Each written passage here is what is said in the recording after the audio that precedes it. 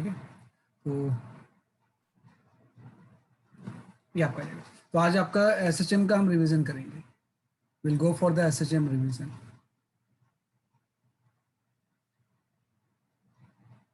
है ना, SHM revision है ना, क्योंकि एक ही क्लास है अभी, है ना, तो उसमें कोई नई चीज स्टार्ट करना सही नहीं होगा। एसएचएम रिवीजन, तो एसएचएम रिवीजन में क्या होगा कि भाई सबसे पहले तो हमें फेजर पे आ जाते हैं इसमें, है ना, कि भाई हाँ आप पूछ लो, है ना, कि भाई पूछ सकते हो क्वेश्चन आप। सर ये नोट्स में लिखना है रिवीजन को? हाँ हाँ, नोट्स में लिख लो इसे, आप नोट्स में लिख लो, you write on the notes, जो आपका नोट्स है उसमें लिख लेना आप इसे, है ना, क्योंकि कई नई चीज़ें इसमें आएंगी जो कि बाद में आपको जरूरत पड़ेगी। हाँ बिल्कुल, नोट्स में लिख लो आप इसे, है ना, क्योंकि इसमें कई नई चीज़ें हम पढ़ेंगे। तो एसटीएम रिवीजन में सबसे पहले मैं बात करूंगा थोड़ा सा, we talk about the phasor analysis. Phasor analysis, है ना, कि फेजर एनालिसिस की हम बात करते हैं, है ना। तो जो फेजर एनालिसिस है, इसी को यूज करके नॉर्मली हम टाइम निकाल सकते हैं कि पार्टिकल एक पॉइंट से दूसरे पॉइंट मूव कर रहा है। तो सिंपल से आपको ये पता है, फिर भी मैं रिवाइज कर रहा हूँ कि यहाँ पे जस्ट अगर मैं बात करूँ कि फेजर एनालिसिस जब भी होता है तो हम क्या करते हैं क्वेश्चंस में, इस तरह से आप इस तरह से एक सर्किल बना लेते हो, है ना, और सर्किल में इस तरह से आप दो एक्सिस बना लोगे, लाइक दैट। एक आपका हॉरिजॉन्टल लाइन ले हो जाएगी और एक आपकी वर्टिकल लाइन हो जाएगी। फेजर मेथड से क्वेश्चन हम ऐसे सॉल्व करते हैं, है ना। तो फेजर एनालिसिस में जो सबसे पहली चीज होगी, जैसे किसी ने भी आपसे ये पूछा, ऐसे क्वेश्चन तो आते हैं कि कितना टाइम लगेगा एक्स इक्वल टू 0 से लेके एक्स इक्वल टू a/2 तक जाने में। तो कोई पार्टिकल अगर एक्स इक्वल टू 0 से a/2 तक जा रहा है तो उसको टाइम कितना लगेगा, अगर पूरा टाइम पीरियड कैपिटल टी है तो, है ना। तो ये आपको पता है कि हम सब जानते हैं कि इसका आंसर क्या होगा, t/12। बिल्कुल सही बोला इन्होंने, है ना। तो वो t/12 हम कैसे निकालते हैं आपको पता है कि मैं यहाँ पे बता दूंगा, एक्स इक्वल टू 0 से हम जा रहे हैं बेसिकली आपका एक्स इक्वल टू a/2 पे, यहाँ से यहाँ जाना है।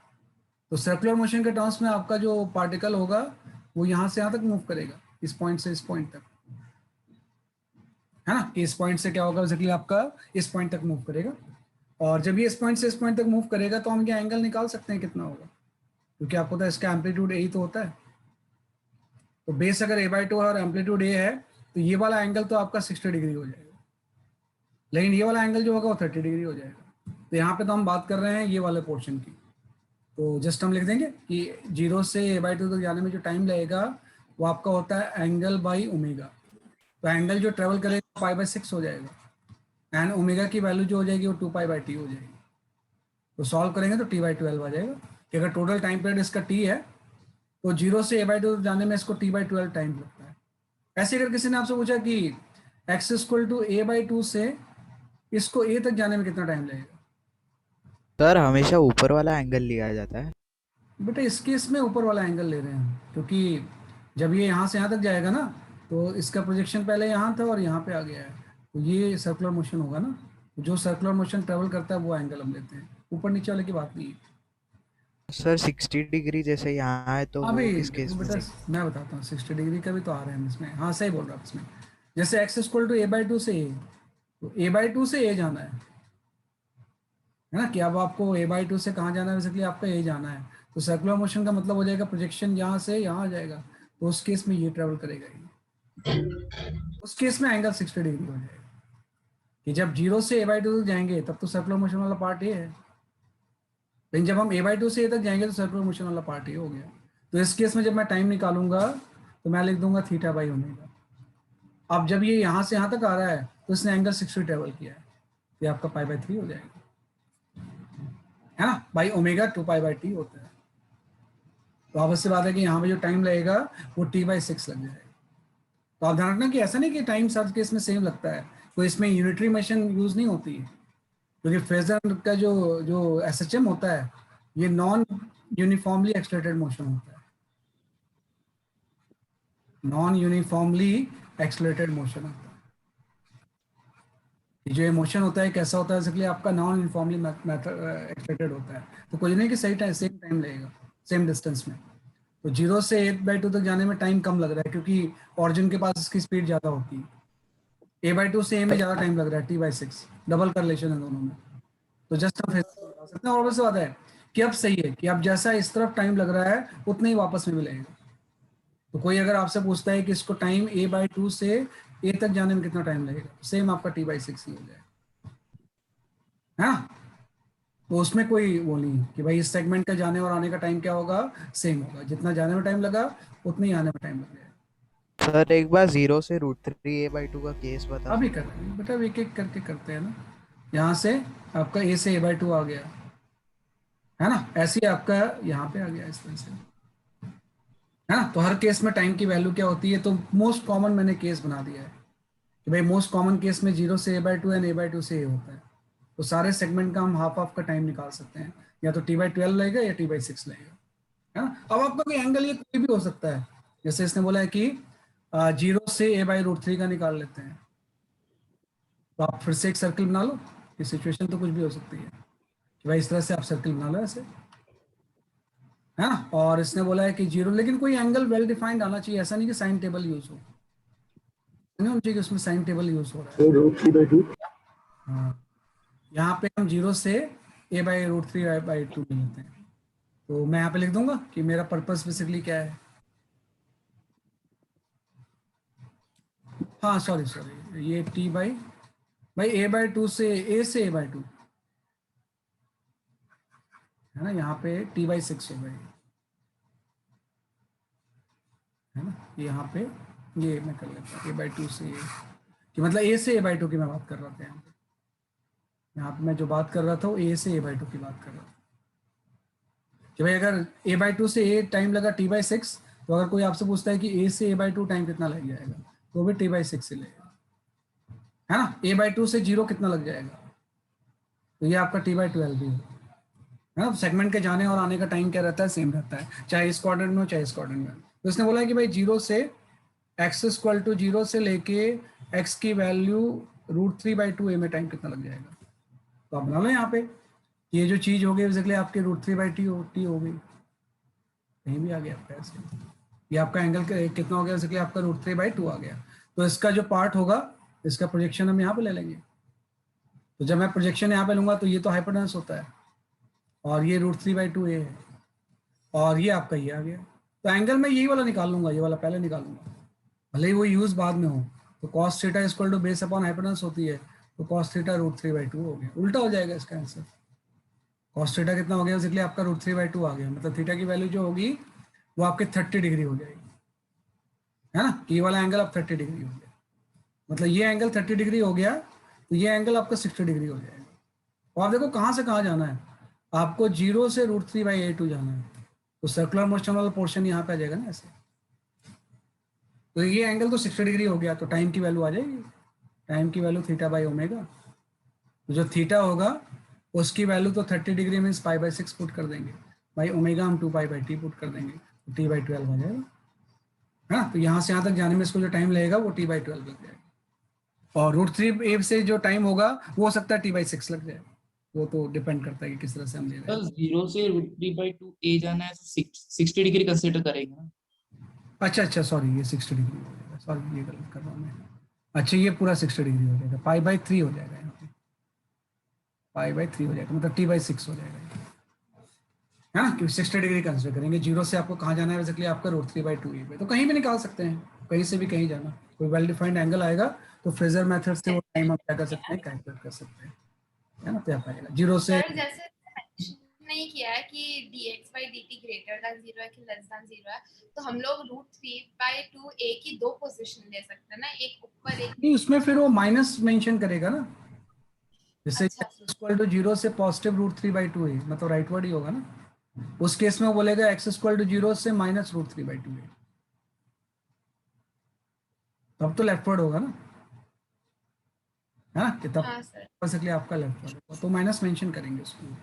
लेकिन टाइम सेम ही होता है, जितना इसको टाइम लगेगा उतना इसको टाइम लगता है ना। कि जैसे अगर 0 से a/2 में जितना टाइम लगता है उतने 0 से -a/2 में लगता है, तो दोनों का टाइम क्या रहता है, बेसिकली आपका सेम ही रहता है, क्योंकि एंगल तो सेम ही फॉर्म होगा, तो एंगल सर मैं -a/2 की बात नहीं कर रही थी, मैं बोल रही थी कि जैसे अगर ये √3a/2 है तो अगर v माइनस हुआ तो उसका प्रोजेक्शन नीचे होगा ना, लेफ्ट नहीं। हाँ नीचे हो जाएगा, नीचे हो जाएगा, बिल्कुल सही, बिल्कुल सही। तो वो हम लोग कैसे देखेंगे कि हमको ऊपर ये प्रोजेक्शन बेटा ये यहाँ पे था और यहाँ से सीधे इस तरफ जा रहा है, तो मिनिमम टाइम पूछते हैं ना, वो पूछते हैं मिनिमम टाइम कितना लगेगा, तो मिनिमम टाइम का मतलब तो सीधे ही जा रहा होगा ना ऐसे, तो इसमें तो वापस आने का टाइम हुआ ही नहीं है ना।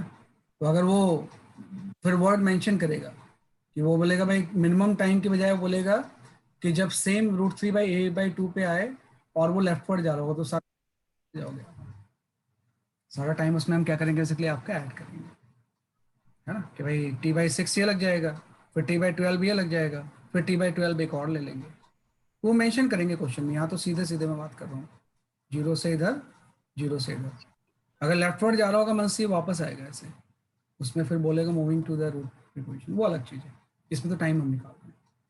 तो इस तरह से we use the phasor analysis. तो मोस्ट कॉमन केस तो यही होता है जो कि आपके मॉड्यूल में सिर्फ इसी के क्वेश्चन थे, t/6 t/12 हर जगह पे आ रहा था, लेकिन डिफरेंट भी हो सकता है क्वेश्चन, है ना, ये ध्यान रखना थोड़ा सा कि इस तरह से फेजर को हम क्या करते हैं, सॉल्व करते हैं, ठीक है ना। अब एक चीज होता है इसी को यूज करके हम टाइम पीरियड ऑफ, और ये ध्यान रखना कि ये जो चीजें हैं ना, ऐसा नहीं कि सिर्फ लीनियर के लिए वैलिड होगी, linear as well as angular दोनों के लिए वैलिड होती है, लीनियर ऑब्लिक एंगुलर ऐसे चाहिए, ये सिर्फ लीनियर के लिए वैलिड होगी it's not necessary, linear oblique angular दोनों ले सकते हैं, इसमें कोई फर्क नहीं पड़ता उससे, है ना। मतलब सिंपल पेंडुलम के लिए भी ये चीज यूज हो सकती है, यहाँ से यहाँ गया वापस आया तो कितना टाइम लगेगा, है ना, तो ये ध्यान रखना उसमें। तो लीनियर एंगुलर दोनों में फेजर हम कॉमन ही यूज करते हैं, तो ये जस्ट आपने इसमें डिफाइन कर दिया। इसके बाद हम आते हैं एक आपको टाइम निकालने आता है ऑफ इनकम्प्लीट एसएचएम। जो नेक्स्ट चीज हम इसमें पढ़ते हैं, we study the time period of incomplete SHM, है ना, कि भाई जो नेक्स्ट चीज हम इसमें पढ़ते हैं फेजर एनालिसिस से ही time period of incomplete SHM, incomplete SHM. तो जो इनकम्प्लीट एसएचएम है ना, लीनियर एंगुलर दोनों हो सकते हैं, तो पहले मैं लीनियर ले लेता हूँ। उसमें इस तरह के क्वेश्चन दिए होते हैं आपसे, ये आपका कोई सरफेस है और ये किसी एसएचएम की मीन पोजीशन है ना, और ब्लॉक इस इंस्टेंट में यहाँ पे है, मीन पोजीशन से किसी डिस्टेंस पे है, और आपने क्या किया, इसको ए से ऐसे ले लिया, कंप्रेस कर दिया, भाई ये इसकी मीन पोजीशन आपने ए से कंप्रेस कर दिया होगा ब्लॉक पे, स्प्रिंग का कांस्टेंट के है, मास एम है। अब हम क्या करते हैं, वैसे अगर ये ए से कंप्रेस किया तो ए से इधर जाता और ऑसिलेट करता, तो उसका टाइम पीरियड तो हम जानते ही हैं, उसका टाइम पीरियड तो 2π√m/k होता है स्प्रिंग ब्लॉक सिस्टम का। लेकिन हम क्या करते हैं, इस क्वेश्चन में ना एक यहाँ पे वॉल लगा लेते हैं बीच में ही कहीं, और इस वॉल की लोकेशन जो होती है वो a/2 पे होती है, कि y की लोकेशन कहाँ पे होती है, a/2 पे होती है। तो वॉल हम लगा लेंगे, और कोलिजन इज इलास्टिक, जो वॉल के साथ ब्लॉक का कोलिजन होगा इज इलास्टिक, कोई एनर्जी चेंज नहीं होगी। तो क्या होगा, यहाँ से आप छोड़ोगे ए से तो मीन पे आएगा, फिर a/2 पे जाएगा, स्ट्राइक करेगा और वापस आएगा, फिर से मीन पे आएगा, फिर से ए पे आ जाएगा। अब आपको बताना है कि जहां से हमने इसको रिलीज किया था सेम पोजीशन में वापस आने में टाइम कितना लगेगा। तो ये इनकम्प्लीट एसएचएम हो गया ना। तो अभी आपने पढ़ा है कि भाई जो टाइम मैं निकालूंगा मैं सिंपल से ऐसे लिख दूंगा कि अब जो इसका टाइम पीरियड होगा वो t' होगा, तो ए से मीन पोजिशन तक जाने में इसको t/4 टाइम लग जाएगा, भाई टोटल टाइम का हाफ 1/4 तो लग जाएगा कि भाई एक्सट्रीम से मेन पोजीशन तक जाने में, है ना, उसमें तो कोई डाउट नहीं होना चाहिए आपको कि भाई कोई भी अगर आपसे पूछे कि 0 से ए तक जाने में कितना टाइम लगेगा, तो t/6 + t/12 t/4 आ जाएगा, है ना, किसी भी केस में। तो 1/4 साइकिल का है तो उसका टाइम पीरियड तो आपको पता होता है t/4 होगा। लेकिन अब आपको ये निकालना है, तो 0 से a/2 भी आपने निकाल लिया है कि इसमें जो टाइम लगता है वो t/12 लगता है, वही तो आपने निकाला है कि 0 से a/2। फिर अगर नहीं पता है तो कोई दूसरा अगर वैल्यू दी हुई है तो फेजर बना के निकाल लेंगे कि कितना टाइम लगेगा, ये t/4 हो गया, ये t/12 हो गया। तो ये तो सिर्फ जाने का टाइम लगा यहाँ से यहाँ तक, सेम टाइम आने में लगेगा, तो आप 2 से मल्टीप्लाई कर दोगे तो × 2 हो गया, है ना। तो जैसे हम सॉल्व करेंगे यहाँ पे आपका आ जाएगा, आपका मेरे ख्याल से ये आंसर हो जाएगा बेसिकली आपका, चेक करो कितना आपका, है ना, कि अल्टीमेटली टोटल टाइम कितना हो जाएगा आपका, इसको मल्टीप्लाई करेंगे तो हाँ, ये आपका 2t/3 आ जाएगा। इसको जब आप सॉल्व करोगे तो ये कितना हो जाएगा, 2t/3 आ जाएगा। तो एक टोटल टाइम पीरियड जो नॉर्मल केस में होता है उसका 2/3 हो जाएगा। और 2/3 में अब ये टाइम पीरियड कैसे लिखेंगे हम, है ना, 2/3 टाइम पीरियड तो ये होता ही है। तो अल्टीमेटली आपका हो गया ये 4π/3 √m/2। उसके बाद आप टाइम पीरियड की वैल्यू पुट कर दो यहाँ पे, तो 4π √m/k हो जाएगा। तो मतलब इसके जो इनकम्प्लीट एसएचएम होगा, इसका जो टाइम पीरियड होगा वो ये है ना, इसका जो टाइम पीरियड होगा उसकी वैल्यू क्या होगी, इसलिए आपकी हो गया। तो आपका आ गया आंसर। तो इनकम्प्लीट में हम यही कंसेप्ट यूज कर लेते हैं फेजर वाले, है ना। और ये इनकम्प्लीट एसएचएम हो सकता है कि स्प्रिंग ब्लॉक सिस्टम में, जरूरी नहीं है। ये आपका सिंपल पेंडुलम का भी हो सकता है। जैसे मैंने बोला, इस तरह से आपका कोई पेंडुलम है ना, इसको आपने यहाँ पे डिस्प्लेस कर दिया, सपोज किसी 4 डिग्री से। यहाँ पे आपने इसको 4 डिग्री से डिस्प्लेस कर दिया, है ना, स्मॉल डिस्प्लेसमेंट ले लिया। और यहाँ पे किस तरह से वॉल है, यहाँ पे क्या बेसिकली आपकी कोई वॉल है ना, और ये वॉल का लोकेशन सिर्फ 2 डिग्री पे है ना। तो ऑब्वियसली बात है कि ये जाएगा इस तरह से, ये इसको कोलाइड करेगा और कोलाइड करके वापस आएगा ऐसे, और ये इस तरह से बार बार एसएचएम परफॉर्म करेगा। कोलिजन इज अगेन इलास्टिक, तो कोई एनर्जी लॉस नहीं होगी। तो इसका भी टाइम पीरियड सेम होगा, यही निकाला जो आपने, 2t/3 होगा कि भाई 4 से 2 पे गया। तो जब ये पोजीशन यहाँ से यहाँ पे आएगा तो इसका जो टाइम लगेगा वो आपका t/4 हो जाएगा। और यहाँ से फिर हाफ एम्पलीट्यूड तक जाने का टाइम जो होता है वो t/12 होता है, तो प्लस t/12 हो गया। तो इक्वल टू यहाँ पे आपका आ गया 2t/3। लेकिन सिंपल पेंडुलम का जो टाइम पीरियड होता है उसका फॉर्मूला डिफरेंट होता है, 2π √L/g हो जाएगा। तो यहाँ पे जो इसका टाइम लगेगा वो आपका हो जाएगा 4π √, है ना, बेसिकली आपका 4π/3 √L/g आ जाएगा। तो ये आपका टाइम पीरियड हो गया। तो इनकम्प्लीट एसएचएम का टाइम पीरियड हम इस तरह से निकाल लेंगे। We use the phasor, phasor use करके हम ये जानते हैं। तो इसमें ये एंगल में रिलेशन कुछ डिफरेंट भी हो सकता है, जैसे a/2 की बजाय a/√2 भी हो सकता है, √3 a/2 भी हो सकता है। तो हर केस में ये वाला तो t/4 ही होगा, ये चेंज होता रहेगा, वो उसके अकॉर्डिंग आप पुट करते रहना, तो विल गेट योर आंसर, है ना। तो इस तरह से हम इसको सॉल्व करते हैं, है ना। तो ये आपका आएगा इस तरह से, है ना, सेम आंसर हो जाएगा, बिल्कुल सही है। हाँ, including going and coming back. Time period का मतलब हमेशा ये होता है कि सेम पोजीशन पे वापस आना जहाँ से आपने इसको रिलीज किया था। कि अगर हमने इसको यहाँ से रिलीज किया था तो सेम पोजीशन में जब तक ये वापस आएगा उसको हम टाइम पीरियड बोलते हैं, है ना। सेम पोजीशन में वापस आएगा तो उसको हम टाइम पीरियड बोलते हैं। अदरवाइज वो टाइम पूछते हैं कि इसको वॉल तक कोलाइड करने में कितना टाइम लगेगा, तो उसका हाफ हो जाता है ना। टाइम पीरियड जब भी वर्ड आता है तो सेम चीज आ जाती है आपकी, इस तरह से हम इसको सॉल्व कर सकते हैं। तो वी कैन फाइंड आउट। तो ये आपका सेकंड आ गया, है ना। तो फर्स्ट के बाद ये आपने सेकंड इस तरह से डिस्कस कर लिया। सर वो इंटू 2 क्यों किया, एक बार रीजन रिपीट। जितना जाने का टाइम होगा भाई, अभी आपने टाइम जो निकाला है वो इस जर्नी का निकाला है ना, यहाँ से यहाँ तक का। ये वापस भी यस सर। पहले आपने ये टाइम निकाला था इधर जाने का, वापस भी तो आएगा। जितना टाइम जाने में लगेगा उतना टाइम वापस आने में लगेगा। ये So can you show the previous slide now? इसको 2 कर दो, यहाँ पे 2 कर देंगे, है ना। ये तो आपने जाने का टाइम लिया हुआ है, इसके वापस आने का टाइम भी होगा, तो 2 से मल्टीप्लाई करेंगे दोनों केस में। ये भी आपका 2t/3 आ जाएगा, है ना। t/4 लगेगा ना 2 से। भाई ये यहाँ से यहाँ तक गया, ये किया, फिर मेन पोजीशन से वापस भी तो आ रहा होगा। ये जर्नी में अगर जाने में टाइम t/4 लगेगा तो वापस आने में भी t/4 ही लगेगा, तो वापस भी तो आएगा ही, है ना। 1/4 ऑसिलेशन 2 बार हो रहा है ना, एक बार ऑनवर्ड जर्नी, एक बार रिटर्न जर्नी। तो हम इस तरह से कर सकते हैं। सर वो स्मॉल एंगल है क्या, 2 डिग्री 4 डिग्री?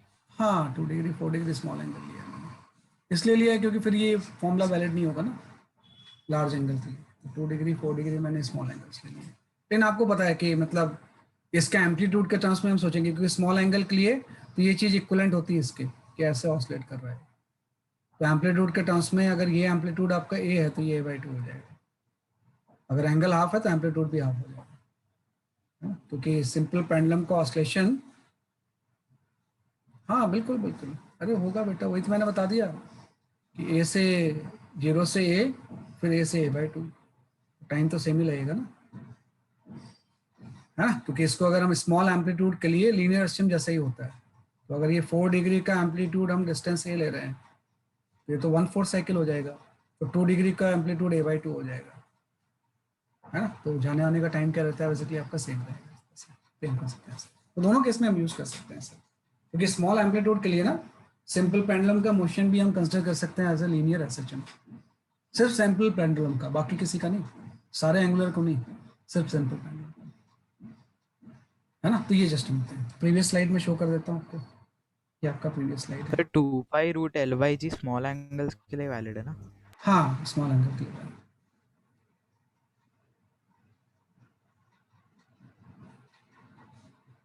है ना, ये आपका एक्सप्रेस आ जाएगा। Thank you, sir.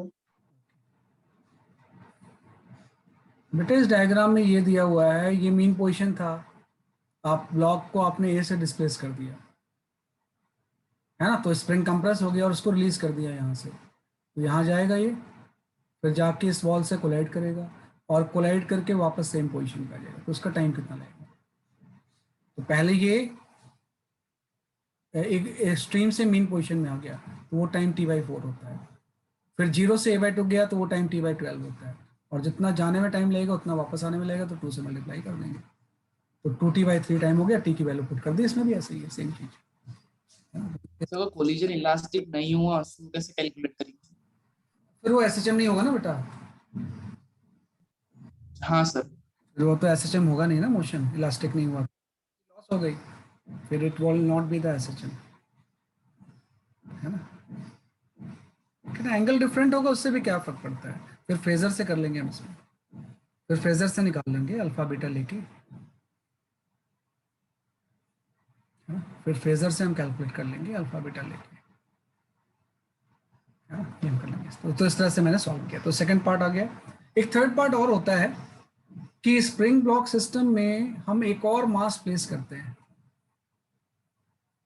है ना, इसमें एक थर्ड केस होता है, जस्ट हम थोड़ा सा वेरिएशंस पढ़ रहे हैं जो आपके मॉड्यूल और उससे थोड़ा सा अलग हटके, है ना।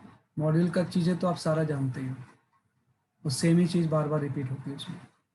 थर्ड में है कि when we place another mass, right, over spring block system, over spring block system, तो कोई भी अगर स्प्रिंग ब्लॉक सिस्टम है ना, उसके ऊपर हम दूसरा मास प्लेस करते हैं, when we place another mass over the spring block system, है ना। तो उसमें क्या होगा, इसका मतलब सिंपल सा ये है कि मैंने बोला ये कोई स्प्रिंग ब्लॉक सिस्टम है ऐसा, दिस इज ए स्प्रिंग, इससे आपने एक ब्लॉक अटैच कर दिया और ये ऑसिलेट कर रहा है -a और +a के बीच में, मतलब इसका जो स्प्रिंग ब्लॉक सिस्टम का जो m मास है, k कांस्टेंट है, तो अभी आपको पता है अगर ये इस तरह से ऑसिलेट कर रहा है तो इसका जो एम्पलीट्यूड है,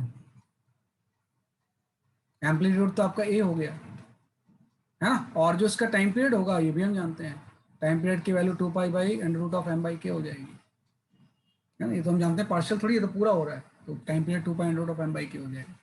अब हम क्या करते हैं, जब ये मीन पोजीशन को क्रॉस करता है, तो क्रॉस करेगा तो इसकी स्पीड v होगी जो कि मैक्सिमम होती है, वी प्लेस अनदर मास, जब ये जिस इंस्टेंट पे मीन पोजीशन को क्रॉस कर रहा था ना, इसके ऊपर हमने एक और आइडेंटिकल मास प्लेस कर दिया, है ना, क्या आइडेंटिकल मास आपने यहाँ पे क्या प्लेस कर दिया, और ये मास इसमें स्टिक कर गया, इससे चिपक गया ये, तो अब ये ऑसिलेट फिर से करेगा, ऑसिलेशन रुकेगा थोड़ी, है ना, कि आपने मास प्लेस कर दिया तो अगेन ऑसिलेशंस होंगे या एसएचएम होंगे। तो आपको ये बताना होता है कि find out time period,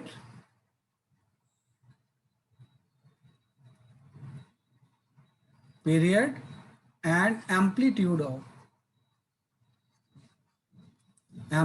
of SHM of combined mass, कि जो आपका कंबाइंड मास होगा इसका टाइम पीरियड और एम्पलीट्यूड की वैल्यू कितनी हो जाएगी, है ना, जो कंबाइंड मास होगा इसका। हाँ सही है श्री, आप सही बोल रहे हो इसमें क्या करेंगे हम इसमें कि find out the time period and amplitude of the SHM of the combined mass. तो टाइम पीरियड में तो कुछ भी नहीं है। टाइम पीरियड जो होगा अगर वो टी डैश हो गया तो 2 पाई अंडर रूट ऑफ, पहले m था, m की जगह पे 2m मास हो जाएगा, यहाँ पे 2m आ गया बाई कि जो नया एसएचएम कंबाइंड का बनेगा अब उसका टाइम पीरियड ये नहीं रहेगा बल्कि टाइम पीरियड मॉडिफाई हो जाएगा क्योंकि मास डबल हो गया, तो अब टाइम पीरियड बढ़ जाएगा इसका, मतलब स्लो हो जाएगा। ये मेन चीज़ है एम्पलीट्यूड कैसे निकालें। तो एम्पलीट्यूड के लिए हम यूज करेंगे कंजर्वेशन ऑफ मोमेंटम। एम्पलीट्यूड के लिए हम यूज करेंगे कंजर्वेशन ऑफ मोमेंटम, क्योंकि एक पार्टिकल दूसरे से स्टिक कर गया तो मोमेंटम हो जाएगा कि पहले इसकी वेलोसिटी भी थी, जैसे आपने प्लेस करोगे तो वेलोसिटी कुछ v डैश हो जाएगी। लेकिन जो भी चीज़ है वो तो इंटरनल है ना, तो हम मोमेंटम कंजर्व कर सकते हैं कि हम यहाँ पे क्या कर सकते हैं इसलिए आपका, हाँ टाइम पीरियड तो आपका √2 टाइम्स हो गया भाई, m था 2m हो जाएगा तो टाइम पीरियड √2 टाइम्स हो जाएगा, मतलब t dash equal to √2 times of t कर सकते हैं इसमें। अब एम्पलीट्यूड निकालने के लिए कंजर्वेशन ऑफ मोमेंटम हम करेंगे। तो पहले आप देखो मोमेंटम कितना था, एक मास v से जा रहा था तो mv था। अब मोमेंटम कितना हो जाएगा, अब 2 मास v डैश से जा रहे हैं, तो जैसे आप प्लेस करोगे उसके बाद वेलोसिटी चेंज हो जाएगी, मतलब यहाँ से आपका आ गया v dash equal to v by 2 आ गया, वेलोसिटी हाफ हो जाएगी, है ना। वेलोसिटी क्या आ जाएगी इसलिए आपकी हाफ हो जाएगी कि पहले आपका mv था अब 2mv डैश हो जाएगा, तो v डैश ये आ गया। लेकिन आप देखो ये v डैश या v, ये सारी वेलोसिटी मीन पोजीशन पे ही है, ये सारी वेलोसिटी मीन पोजीशन पे ही है, और मीन पोजीशन पे मैक्सिमम वेलोसिटी होती है कि चाहे v डैश हो चाहे v हो, वो इक्विलिब्रियम पोजीशन की वेलोसिटी है, वो मैक्सिमम होती है, और मैक्सिमम वेलोसिटी की वैल्यू हम जानते हैं कितनी होती है, ओमेगा ए। तो जब मैं ओमेगा v डैश लिखूंगा तो मैं लिखूंगा ओमेगा डैश इंटू ए डैश, और जब मैं v लिखूंगा तो मैं लिख दूंगा ओमेगा इंटू ए बाई 2। अब ओमेगा डैश कितना होगा हम यहाँ से निकाल सकते हैं कि ओमेगा डैश की वैल्यू जो हो जाएगी वो √k बाई 2m हो जाएगी, क्योंकि ये चीज़ 2 पाई बाई ओमेगा ही तो होती है, यहाँ से ओमेगा डैश ही तो होती है, तो k बाई 2m हो गया। ए डैश तो मुझे निकालना है, ओमेगा की वैल्यू जो होगी √k बाई m हो जाएगी इंटू ए बाई 2 आ जाएगा कैंसिल से, तो यहाँ से ए डैश की वैल्यू आ जाएगी, √k बाई m तो कैंसिल हो गया लेकिन ये √2 बच गया, तो यहाँ से ए डैश की वैल्यू जो होगी ना वो a बाई √2 हो जाएगी, तो नया एम्पलीट्यूड a बाई √2 हो जाएगा। तो मतलब ये a तक नहीं जाएगा, कंबाइंड मास a बाई √2 से जाकर अब a बाई √2 से ऑसिलेट करने लगेगा, है ना। तो ये इसका आंसर आ गया, है ना, कि भाई जो टाइम पीरियड है वो √2 टाइम्स हो गया और एम्पलीट्यूड 1 बाई √2 टाइम्स हो गया। तो ये थोड़ा सा ध्यान रखना, इसमें कंजर्वेशन ऑफ मोमेंटम यूज होता है ना। तो ये आपका आ गया न्यू एम्पलीट्यूड आ गया, तो न्यू एम्पलीट्यूड जो होगा वो ए डैश आ जाएगा, जो कि हम मोमेंटम से निकाल लेंगे, है ना, कि मोमेंटम कंजर्वेशन से हम क्या कर लेंगे, कैलकुलेट कर लेंगे। तो ये क्वेश्चन आप ध्यान रखना, ये भी क्वेश्चन कई बार, है ना, एक कई बार क्वेश्चन सब इसमें हमें इस तरह से पूछते हैं।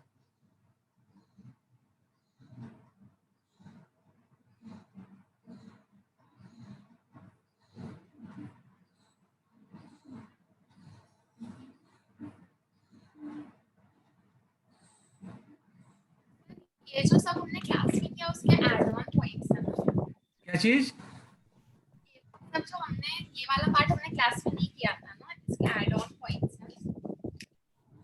क्या बोल रहे हो, मैं समझ नहीं पा रहा हूँ बेटा आपकी बात। सर वो बोल रही कि ये न्यू पॉइंट से था, हाँ वो बोल रही कि ये न्यू पॉइंट है ना, मतलब ये आपने नोट्स में नहीं लिख पाया था ना। हाँ, ये नोट्स में नहीं है इसलिए तो मैं बोल रहा हूँ लिख लो आप इसे, ये जो भी हम कर रहे हैं ना ये this are the new points. तो भाई नोट्स की चीज़ें तो से आपने पूरा मॉड्यूल वगैरह सॉल्व कर ही लिया है, तो वो तो एक चीज़ें कंप्लीट हो चुकी हैं आपकी, ये थोड़ा सा एडिशनल चीज़ें जो भी कभी आपको यूज़ में आ सकती है ना। तो ये आप इसको लिख लेना सारी चीज़ों को, ये न्यू पॉइंट्स हैं सारे, all are the new points,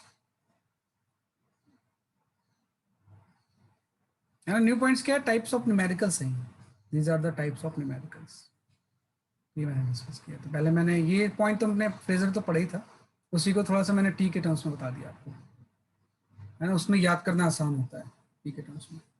दूसरा ये आपका आ गया इनकम्प्लीट वाला, कैसे निकालेंगे, है ना। तीसरा आपका आ गया एक ब्लॉक के ऊपर दूसरा ब्लॉक रख देंगे तो क्या होगा? तो मेनली इसमें कंजर्वेशन ऑफ मोमेंटम यूज होगा, है ना? इसमें क्या यूज होगा? बेसिकली आपका कंजर्वेशन ऑफ मोमेंटम। या ऐसे एक थोड़ा सा ना आपने ग्राफ बनाया था, वो आपके नोट्स में उतना करेक्ट नहीं है, तो उसको थोड़ा सा आप करेक्ट कर लेना। बीच में आप डिस्कस भी कर रहे थे, लेकिन मैंने उसको इंटरवीन नहीं किया। मैं सोच रहा था क्लास में बता दूंगा, क्लास में फिर सब लोग मॉडिफाई कर लेंगे ना। तो जहाँ पे वो ग्राफ बना हुआ है उसको आप मॉडिफाई कर लेना। क्या होगा, कभी सिमिलर अगर चीज़ें होंगी ना तो फिर आपका आंसर हो सकता है गलत हो जाए। तो जो हमने एनर्जी वर्सेस टाइम ग्राफ पढ़ रहे थे उसको मॉडिफाई करना है ना, कि हम जो पढ़ रहे थे we are studying the energy versus time graph, है ना, कि यहाँ पे एनर्जी वर्सेस टाइम ग्राफ की बात कर रहे हैं। तो आपके नोट्स में उसको करेक्ट कर लेना, एनर्जी टाइम ग्राफ। तो एनर्जी टाइम ग्राफ में जो कर्व का नेचर होता है वो साइन स्क्वायर का थोड़ा सा डिफरेंट होता है, तो उसको आपको थोड़ा सा ध्यान रखना पड़ेगा कि भाई एनर्जी हम ऐसा ले लेते हैं वर्सेस टाइम, है ना, कि this is the energy versus time, है ना, कि वाई एक्सिस में एनर्जी ले लेते हैं वर्सेस टाइम। तो एनर्जी वर्सेस टाइम में अगर मैं पोटेंशियल एनर्जी लिखूं तो पोटेंशियल एनर्जी की वैल्यू आपको पता होती है, ये होता है half M omega square A square sine square omega T, मतलब साइन स्क्वायर थीटा का ग्राफ होता है इस केस में। तो जो साइन स्क्वायर थीटा का ग्राफ होगा ना उसको आप इस तरह से बनाना, ये ऐसा कर्व का नेचर ऐसा होगा। ऐसे ही मॉड्यूल में भी दिया हुआ है, मॉड्यूल में वो सही दिया हुआ है, नहीं तो अननेसेसरी जब सिमिलर होंगे ना तो आप उसमें कंफ्यूज हो जाओगे। ये आपका आ जाएगा। सर एनर्जी कंजर्व रहती है इसमें? हाँ, एनर्जी टोटल एनर्जी कंजर्व होती है। ये तो मैं उसका बना रहा हूँ पोटेंशियल एनर्जी का। पोटेंशियल एनर्जी जो होगा जो ग्राफ है, एनर्जी मतलब कॉमन ले रहा हूँ मैं इसमें, ये पोटेंशियल। तो आपने भी ऐसा ही दिया नोट्स है में कुछ ऐसा बना होगा तो उसको आप इनकरेक्ट करके इसको ऐसा ऐसा बना होगा, ये सही नहीं है, ये नेचर का नहीं होगा। यहाँ पे कर्व आपका ऐसा आ जाएगा, क्यों आएगा मैं अभी एक्सप्लेन करता हूँ आपको मैं। ये पोटेंशियल एनर्जी का हो गया। ऐसी काइनेटिक एनर्जी का कॉस का ग्राफ आ जाता है, काइनेटिक एनर्जी की वैल्यू हो जाती है half M omega square cos square omega. तो ये साइन स्क्वायर का ग्राफ है, दूसरा कॉस स्क्वायर होगा, निगेटिव दोनों में से कोई भी नहीं होंगे। तो कॉस स्क्वायर का जो ग्राफ होगा वो भी आपका इस तरह से, है ना, इसको डिफरेंट कलर्स में अगर बनाए हम, है ना, तो कॉस स्क्वायर का ग्राफ आपका ऐसा होगा। तो कर्व का नेचर आप थोड़ा चेंज कर लेना, ऐसा ये कॉस स्क्वायर है ना, ये आपका ऐसा आ जाएगा। तो ये आपकी काइनेटिक एनर्जी का ग्राफ हो गया, है ना, कि ये ग्राफ जो हो गया काइनेटिक एनर्जी का हो गया। और टोटल जो मैकेनिकल एनर्जी होती है वो तो कांस्टेंट होती है, मैकेनिकल एनर्जी का ग्राफ आपका स्ट्रेट लाइन आ जाएगा। मैक्सिमम वैल्यू या ये दोनों चीज़ें क्या होंगी बेसिकली आपकी सेम होंगी। तो ये हम जानते हैं तो भाई मैकेनिकल एनर्जी जो होगी वो के प्लस यू कॉन्स्टेंट होती है, half M omega square into A square आ जाता है। ये हम जानते हो, थोड़ा सा मॉडिफाई कर लेना ग्राफ, वो ठीक डिस्कस कर रहे थे आप। तो ऐसा नेचर का होगा, है ना। क्यों होगा ऐसा मैं एक्सप्लेन कर देता हूँ आपको। एक्चुअली में क्या था ना कि जब आप इसको आप डिफ्रेंशिएट करोगे ऐसे पता नहीं चलेगा कि भाई ऐसे तो बड़ा यूजलेस चीज़ है कि ऐसा हम बना लें या हम ऐसा बना लें, इसमें क्या फर्क पड़ता है ऐसा। लेकिन मैथमेटिकली ये दोनों चीज़ें अलग हो जाती हैं थोड़ी सी। तो कॉस स्क्वायर का ग्राफ ऐसे ही होता है। हाँ नहीं, एनर्जी का डिस्प्लेसमेंट नहीं, एनर्जी डिस्प्लेसमेंट सेम है देव, energy displacement is same, energy displacement का सेम है। तो इसमें जो फर्क नहीं पड़ता आपका कि किस तरह से आप करते हो इसे। तो जैसे आपने पोटेंशियल एनर्जी यहाँ पे लिखा, तो ये आपका हो गया half M omega square into A square sine square omega T. तो अगर मैं इसको डिफ्रेंशिएट कर दूँ तो डी बाई डी टी हो जाएगा। तो डी बाई डी टी की वैल्यू कितनी हो जाएगी, half M omega square A square, ये आपका हो जाएगा 2 sine omega T into cos omega T, और एक ओमेगा और बाहर मल्टीप्लाई हो जाएगा, ये ओमेगा क्यूब हो जाएगा, है ना। ये आपने डिफ्रेंशिएट कर दिया। तो जब डिफ्रेंशिएट कर दिया तो जो D U by D T की वैल्यू होगी वो आपकी हो जाएगी हाफ एम ओमेगा क्यूब ए स्क्वायर साइन 2 ओमेगा टी हो जाएगा, हाँ, कि साइन 2 ओमेगा टी हो जाएगा। तो अगर मैं यहाँ पर टी इक्वल टू 0 ले लूँ तो ये पूरा term D U by D T की वैल्यू 0 हो जाएगी ना। D U by D T slope ही तो होता है, स्लोप ऑफ यू टी, है ना, slope of U T should be 0, should be 0। तो यू टी ग्राफ का स्लोप 0 होना चाहिए। तो स्लोप 0 इस केस में कहाँ हो रहा है, अगर मैं एक टेंजेंट ड्रॉ करूँ तो कुछ स्लोप आ रहा है ना, इस केस में ऑलमोस्ट स्लोप जीरो है। ऐसे अगर बनाएंगे ना वैसे टी इक्वल टू जीरो पे, तो जब टेंजेंट ड्रॉ करोगे तो ये बहुत छोटा एंगल होगा, तो उस टर्म्स में उसको मॉडिफाई करना पड़ता है ना। तो हमेशा कर्व का नेचर जो है वो फर्क पड़ता है, तो इसलिए मैंने यहाँ पे इसको इस तरह से स्लोप जीरो कि ऑलमोस्ट ये लाइन यहाँ पे हॉरिजॉन्टल हो गया ऐसे, है ना। ये थोड़ा सा मॉडिफाई कर लेना इसमें। हाँ दिस इसी को सिर्फ मॉडिफाई करना और किसी को नहीं, बाकी सारे सही हैं। इस ग्राफ में मॉडिफिकेशन सिर्फ इतनी है कि इस नेचर से हम इस नेचर पे आ जाएंगे थोड़ा सा, मतलब ये चीज़ ऐसे स्टार्ट होनी चाहिए ऐसे, तभी तो यहाँ पे टेंजेंट का स्लोप जीरो हो जाएगा, अदरवाइज वो स्लोप को सेटिस्फाई नहीं करेगा, तो उसको सिर्फ इसी को चाहिए। बस सब कुछ इसमें सेम है, बस आपने इसमें ऐसा कर्व बना दिया, और जो हमने किया था हमने उसमें ऐसा सी टाइप का बनाया था, वही ना। हाँ हाँ सी टाइप का बनाया था, वो नहीं करना है, बल्कि इसको इस तरह से कर्व बनाना है, तो उसकी जगह पे इस तरह करना है। देखने में दोनों सेम ही लगते हैं लेकिन वो सही नहीं है, मतलब ऐसा ग्राफ नहीं होगा ये, इस तरह से हम इसको नहीं प्लॉट कर सकते, मतलब इससे इस फंक्शन में फर्क नहीं पड़ता है, स्लोप में फर्क पड़ जाता है, स्लोप के में फर्क पड़ जाता है,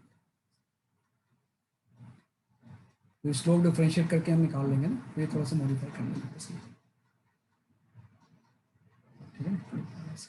एक तो ये क्वेश्चन आगे है ना, तो एनर्जी टाइम ग्राफ में हमने थोड़ा सा मॉडिफिकेशन कर लिया, और यहीं पे आपने जब यू की एवरेज वैल्यू निकालोगे कि भाई पोटेंशियल एनर्जी की एवरेज वैल्यू क्या होती है, तो ये 1/4 हो जाती है।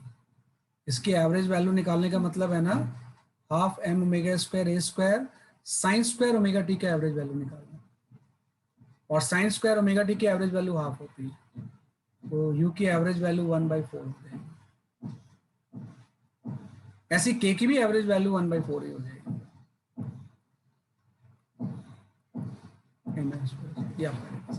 मैक्सिमम वैल्यू तो हम जानते हैं कि मैक्सिमम वैल्यू तो ई के इक्वल ही होती है ना, कि एवरेज वैल्यू हो जाएगी। हाँ चेंज होता रहेगा बेटा, हर पॉइंट में चेंज होता रहेगा, टाइम के साथ स्लोप चेंज तो हो रहा है, टाइम का फंक्शन है। हम तो टी इक्वल टू जीरो की बात कर रहे हैं, टी इक्वल टू जीरो पे सेटिस्फाई तो करना होगा ना, टी इक्वल टू जीरो पे सेटिस्फाई करना होगा ना आपको, उसके साथ आएगा।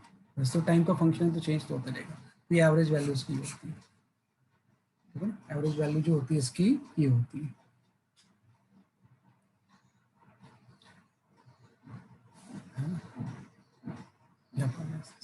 तो इसको मॉडिफाई कर लिया आपने। चलो इसके बाद हम आते हैं, जो नेक्स्ट चीज है थोड़ा सा ना स्प्रिंग ब्लॉक सिस्टम में एक पुली भी इन्वॉल्व कर देते हैं। ऐसा क्वेश्चन मैंने आपके सर एक सेकंड प्रीवियस स्लाइड दिखाएं। अच्छा ये दिखा दूं।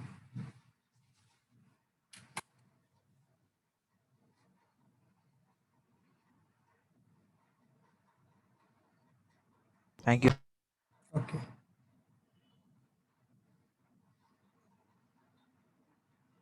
Done sir.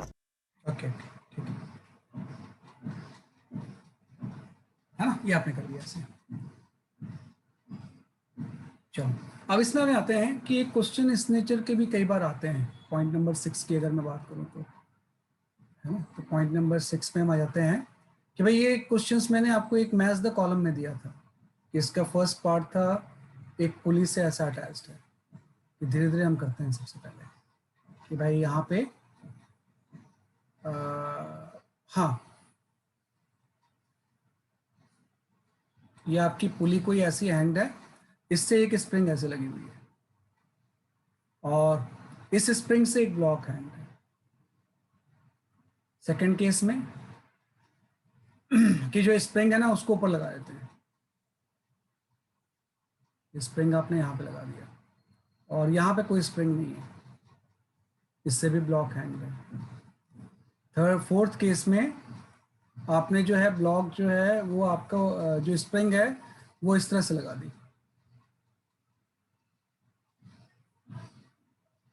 है ना। हर केस में सिंगल स्प्रिंग, उसमें तो बहुत कॉम्प्लिकेटेड चीजें होती हैं, लेकिन मैं सिंपल 4 केसेस ही ले रहा हूँ। थर्ड केस हो गया, थर्ड केस, और आपका फोर्थ केस आ जाएगा। फोर्थ केस में 2 स्प्रिंग ले लेते हैं हम इस वाले केस में, है ना। तो ये आपका इस तरह से एक स्प्रिंग यहाँ भी लगी हुई है, और एक स्प्रिंग आपकी यहाँ भी लगी हुई है, और एक ब्लॉक लगा हुआ है ना। अब हर केस में हम क्या करते हैं ना, ब्लॉक को थोड़ा सा पुल करते हैं एक्स से, और छोड़ देते हैं, ये ब्लॉक ऑसिलेट करेगा ऐसे, तो इसका टाइम पीरियड निकालना होता है।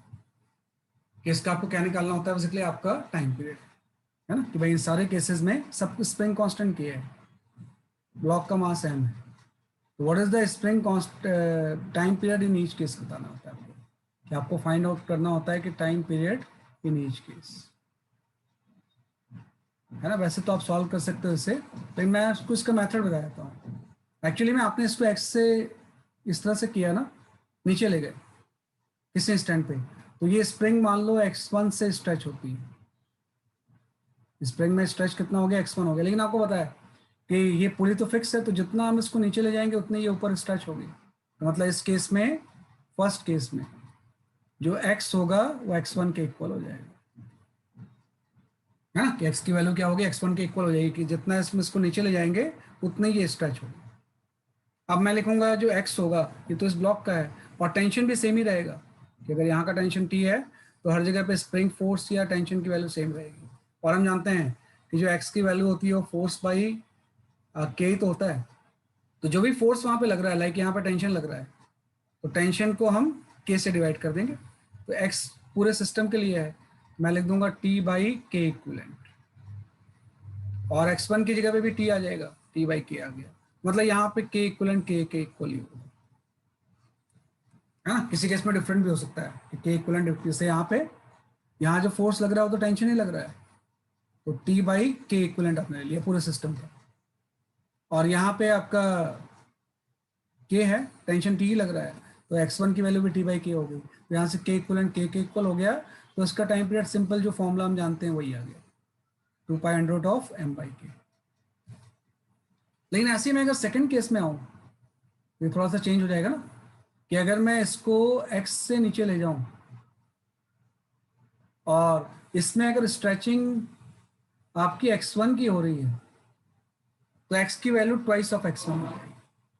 होप यू अंडरस्टैंड कि x जो होगा वो किसके इक्वल हो जाएगा, इसलिए आपका ट्वाइस ऑफ x1 के, क्योंकि अगर ये स्प्रिंग x1 से स्ट्रेच हो रही है तो पूरी की पूरी पुली x1 से नीचे चली जाएगी, यहाँ पे भी स्ट्रिंग x1 से कम होगी, यहाँ भी कम होगी, तो टोटल x जो होगा वो डबल हो जाएगा, वही कंस्टेंट वाली जो हम लॉज ऑफ मोशन में बात करते थे, तो एक्स स्क्वायर टू 2x1 हो जाएगा, और टेंशन में भी चेंज आ जाएगा, कि अगर ये टेंशन T है तो यहाँ पे टेंशन आपका 2T हो जाएगा, ये रिलेशन आ गया। तो जब मैं x लिखूंगा तो x यहाँ पे जहाँ पे हो रहा है वहां पे तो टेंशन T है, I can write T by K equivalent equal to twice of x1,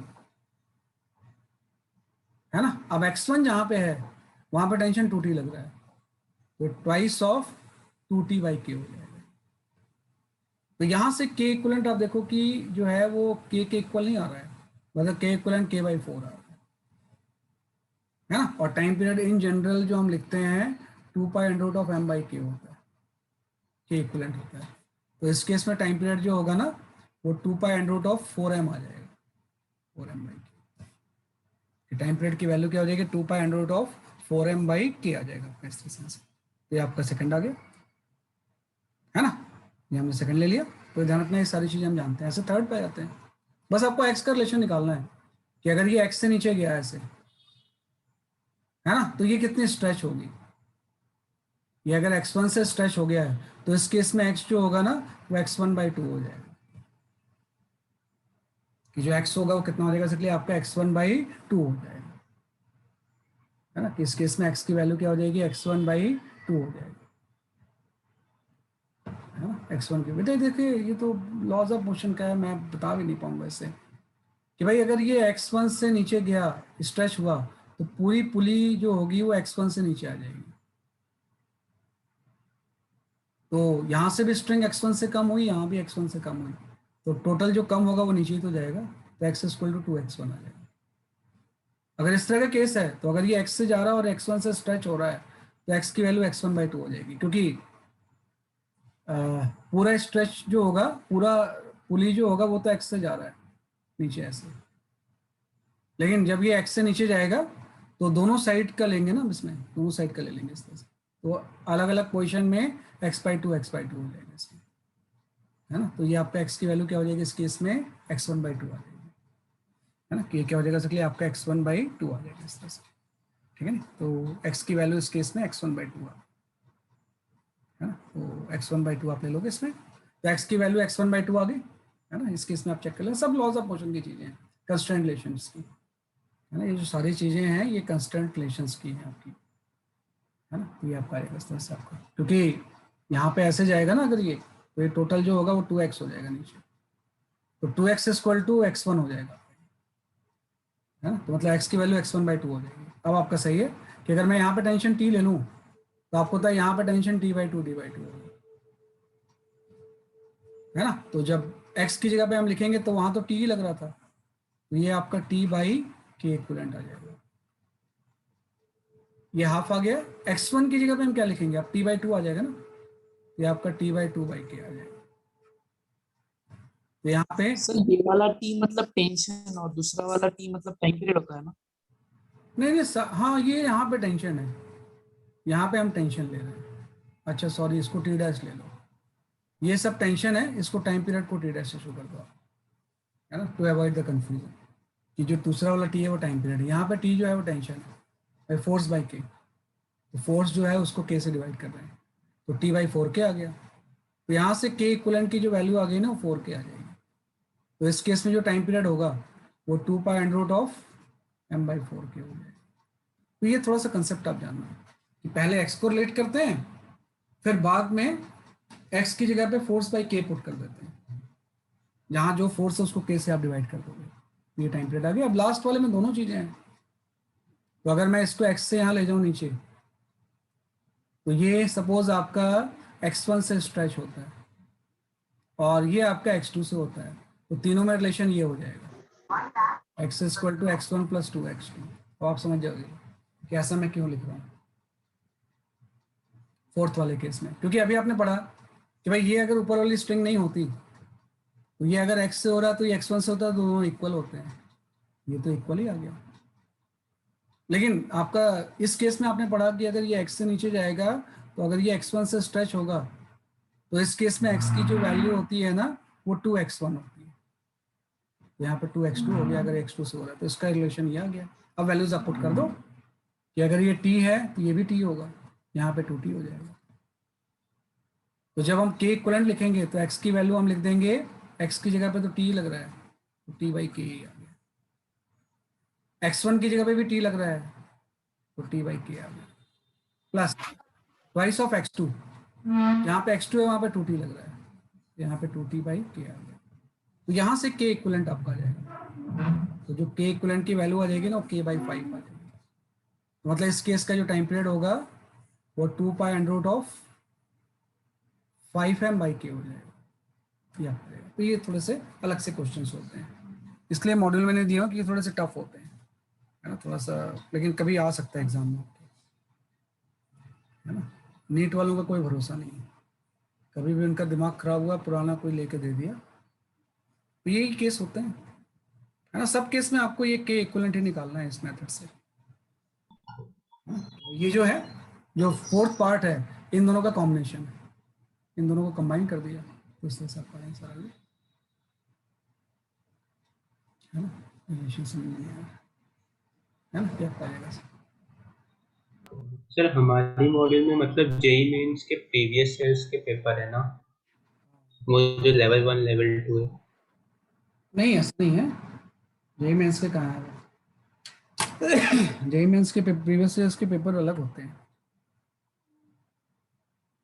level 1 level 2 में हो सकता है एक आध क्वेश्चन दिया हो लेकिन पूरे नहीं है उसमें, है ना, क्या पाएगा। सर ये जो डिफिकल्टी लेवल है ये किसका है, मेंस का हाँ है या थोड़ा सा डिफिकल्टी लेवल है ना, ये डिफिकल्टी लेवल के क्वेश्चंस होते हैं, इसलिए तो पहले मैंने सर दिया। हाँ बताओ। सर जेई मेंस का फिजिक्स ज्यादा डिफिकल्ट होता है या नीट का? बोल नहीं सकते, दोनों एक ही जैसे होते हैं, बता नहीं सकते किस ईयर में आ रहा है, किस ईयर में, मतलब वो ईयर वाइज ईयर वेरी करता है ना। कभी नीट का जेई मेन से ज़्यादा टफ आ सकता है, लेकिन कभी जेई मेन से नीट का आ सकता है, तो दोनों चीज़ें इंटरचेंज होती रहती हैं, तो ये क्वेश्चन कभी आ सकता है, इसलिए मैंने करवा दिया। दो मॉड्यूल वगैरह में इसके बारे में कहीं मेंशन नहीं है, ये आपका फोर्थ आ गया। है ना। तो कुछ एक्स्ट्रा चीज़ें मैं आज बता रहा हूँ आपको मैं, जो कि कभी एग्जाम में आपसे पूछ सकते हैं।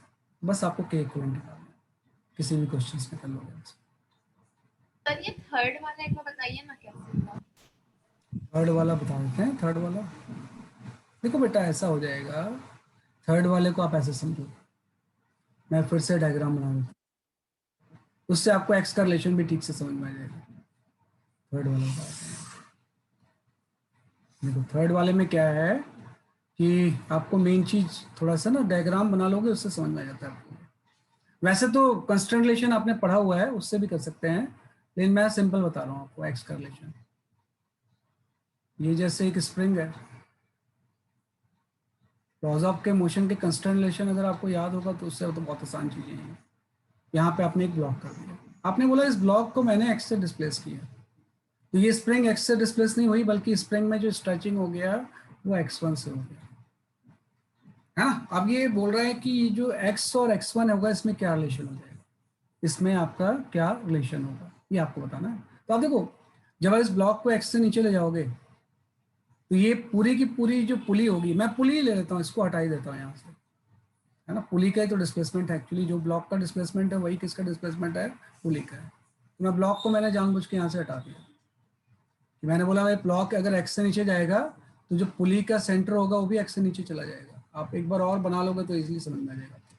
मतलब पुली का सेंटर जो यहाँ पे था वो नीचे होके यहाँ पे आ गया ऐसे, आप समझ गए ऐसे, ये सेंटर यहाँ पे आ गया। अब अगर ये सेंटर यहाँ पे आ गया तो ये पूरी चीज जो होगी, ये स्ट्रिंग यहाँ पे आ जाएगी और ये स्ट्रिंग यहाँ पे आ जाएगी, है ना। तो आप देखो कि अगर ये पुली पूरी नीचे से एक्स से आ गई तो स्ट्रिंग की टोटल लेंथ में कितना इंक्रीज हो गया, कि अगर ये पुली का सेंटर यहाँ से आ गया तो यहाँ भी स्प्रिंग एक्स से बढ़ गई स्ट्रिंग, और यहाँ से भी एक्स से बढ़ गई, तो टोटल 2x से बढ़ गई ना। तो ये जो स्प्रिंग स्ट्रेच होगी वो कितनी स्ट्रेच हो जाएगी, जितना यहाँ पे लेंथ बढ़ा है, तो इसमें जो स्ट्रेचिंग होगी वो किसके इक्वल हो जाएगी, 2x के इक्वल हो जाएगी। मतलब हम बोल सकते हैं कि जो x1 की वैल्यू होगी वो 2x हो जाएगा। इसी को मैंने ऐसा लिख दिया था कि x इक्वल टू x1/2 हो जाएगा। तो ऐसे डायग्राम बना के देखना होगा आपको, तो उससे सिम कर लेंगे ऐसे, है ना। इसमें उसको समझने की आवाज़ है, सेंटर अगर यहाँ से यहाँ आ गया, इसी से तो ब्लॉक अटैच्ड है, तो यहाँ भी लेंथ x से बढ़ी, यहाँ भी लेंथ x से बढ़ी। अब स्ट्रिंग बाकी तो अनस्ट्रेचेबल, स्प्रिंग ही तो स्ट्रेच हो सकती है, तो यहाँ भी x से बढ़ा, यहाँ से भी x बढ़ा, मतलब टोटल लेंथ में 2x से बढ़ा, तो 2x से ही स्ट्रेच होगा ना ये, तो x1 की वैल्यू 2x आ गई, तो इससे आपका आ गया। फिर उसके बाद मैंने बोला कि अगर ये टेंशन t है ना, तो यहाँ पे t/2 हो जाएगा। तो x की जगह पे तो हम लिख देंगे, जहाँ पे यहाँ पे टेंशन तो t लग रहा था आपका, ये आपका हो जाएगा t/k इक्विवेलेंट। यहाँ पे हाफ आ गया, x1 की जगह पे क्या आ जाएगा, यहाँ पे टेंशन तो t/2 है ना, तो t/2/k आ जाएगा, है ना। तो यहाँ से k इक्विवेलेंट की जो वैल्यू होगी वो k/4 आ गई, सॉरी 4k आ गई। तो अगर k इक्विवेलेंट 4k आ गया तो टाइम पीरियड आ गया 2/m/4k आ गया। तो इस तरह से कर सकते हैं, तो this way we can solve, है ना। ये आपका जाएगा सर। हाँ कर सकते हैं लेकिन ऐसे थोड़ा सा करना होगा ऐसे। तो इस मेथड से मैं एक्स को रिलेट कर रहा हूँ, मेन चीज एक्स का रिलेशन है, बाकी तो आ ही जाता है ना। मेन जो चीज है वो एक्स का रिलेशन है। तो ये थोड़ा सा एक अलग तरह का क्वेश्चन है, ठीक है।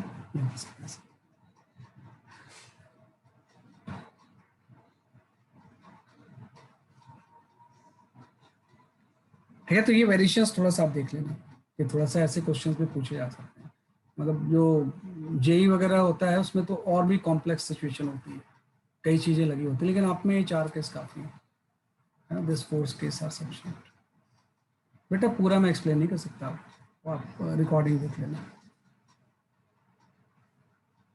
है ना। ये आपका है ना। तो इसमें है ही, आप स्क्रीनशॉट ले लो, उसको फिर से समझने की कोशिश करो। ये आपका ये कर सकते हैं।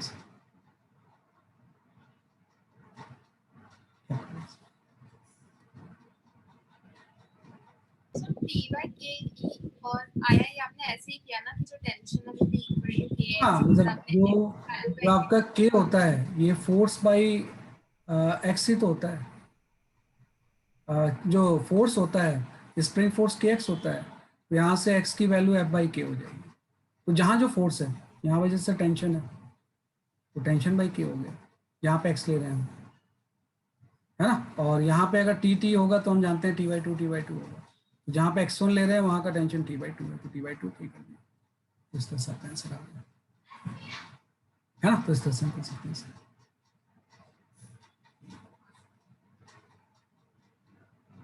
है ना, ये आपका आंसर आ गया। तो इस तरह से हम इसको स्लाइड कर सकते हैं, है ना। तो इसको थोड़ा सा आप देख लो, ये आपका आ गया। ठीक, अब मेरे पास ना एक दो डाउट्स आए थे, वो मैं जरा एड्रेस कर लेता हूँ। ये भी डाउट था, है ना, ये भी एक क्वेश्चन मैंने दिया था, उसका फोर्थ पार्ट स्टूडेंट्स पूछ रहे थे, जस्ट आई एक्सप्लेन। एक दो और डाउट्स हैं, तो अब मैं कुछ क्वेश्चन शेयर करता हूँ जो कि थोड़ा डिफरेंट नेचर के होंगे।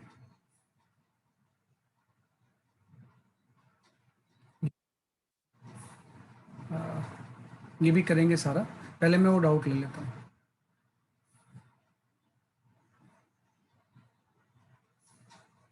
है ना, सब कुछ करेंगे हम इसमें।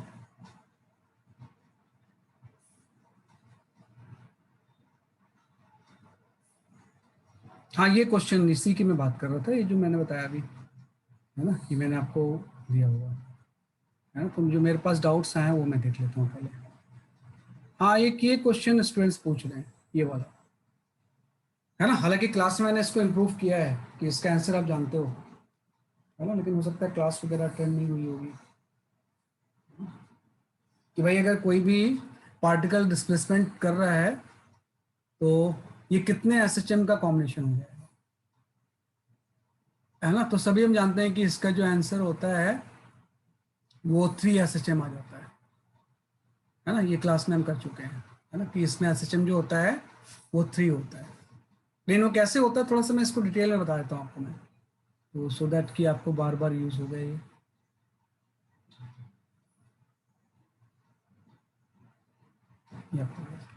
तो किस तरह से होगा मैं यहाँ पे डिटेल में बताता हूँ। आपको फंक्शन ये दिया हुआ था y इक्वल टू 4, है ना, कि y इक्वल टू आपको दिया हुआ है बेसिकली आपका, let me see the question.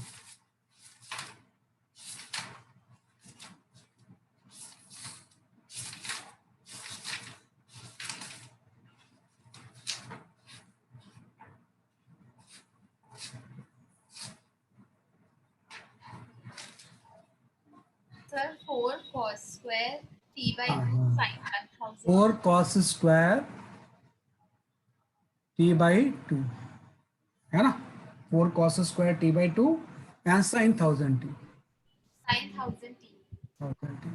मतलब ये होता है ना, ऐसे क्वेश्चन जब आएंगे तो जिसका कॉम्बिनेशन होगा मतलब इसको प्लस के फॉर्म में लाना है आपको, इसको प्लस के फॉर्म में लाना है। तो हम जानते हैं कि जो सबसे पहले तो कि cos t की जो वैल्यू होगी ये आपकी हो जाएगी 2 cos स्क्वायर t बाई 2 -1, है ना, cos 2 थीटा के कंसेप्ट से। तो यहाँ से जो आपका cos स्क्वायर t बाई 2 की वैल्यू होगी, इसकी वैल्यू हम ले सकते हैं बेसिकली आपका 1 प्लस cos t बाई 2।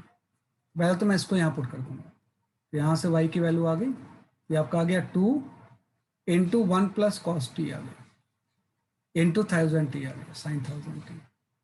तो इससे कुछ काम आपका आसान हो गया, है ना। कुछ काम आसान ये हो गया कि एक मोशन तो अलग हो गया, जब इसको अंदर ले जाऊंगा मैं तो यहाँ पे आ जाएगा 2 sin 1000 t, मतलब एक एसएचएम 2 sin 1000 t होगा। बाकी अभी इन दोनों को भी अलग करना होगा, 2 sin 1000 t, है ना, इंटू कॉस टी। ये तो अलग हो गया इससे कि एक एसएचएम जो इसका होगा वो ये होगा। अब इसमें भी 2 एसएचएम है, इसको भी स्प्लिट करेंगे तो आपके पास ये फॉर्मूला होता है कि जो ट्रिग्नोमेट्री में हम पढ़ते हैं कि जो twice of sine A cos B होता है, ये इक्वल होता है साइन ए प्लस बी, है ना, प्लस आपका हो जाएगा आपका साइन ए माइनस बी। साइन ए प्लस बी की वैल्यू पुट करो, साइन ए माइनस बी की वैल्यू पुट करो, ये आ जाएगा आपका। तो इस चीज को उसी फॉर्म में ले आते हैं। इसमें 1000 जो है वो ए हो गया और टी जो हो गया वो बी हो गया। तो इसको अगर प्लस फॉर्म में लाना तो इसको हम यूज कर लेंगे। तो अल्टीमेटली आपका ये आ गया 2 sin 1000 t ये तो अलग हो गया पहले ही। इसकी जगह पे हम ये लिख सकते हैं, तो sine of a plus B मतलब 1000 प्लस टी, तो 1000 टी आ गया, 1001 टी आ गया। a माइनस बी का मतलब 1000 माइनस टी, ये आपका हो गया साइन ऑफ 999 टी। तो 3 SHM को कंबाइन करेंगे तो ये SHM आ जाएगा। तीनों की फ्रिक्वेंसी अलग अलग है, 3 अलग अलग फ्रिक्वेंसी के SHM को कंबाइन करके ये फंक्शन आ जाएगा। तो यहाँ से 3 आता है। तो बड़ा पॉपुलर क्वेश्चन है, कई बार पूछते हैं, ये मैंने बताया हुआ था, है ना? ये डाउट था क्वेश्चन तो मैंने बता दिया इसे। इसके लिए तो ट्रिग्नोमेट्री के फॉर्मूलाज याद रखने पड़ेंगे ना। हाँ, ट्रिग्नोमेट्री के तो थोड़े फॉर्मूले ध्यान रखने पड़ते हैं बेटा, तो रखने पड़ते हैं।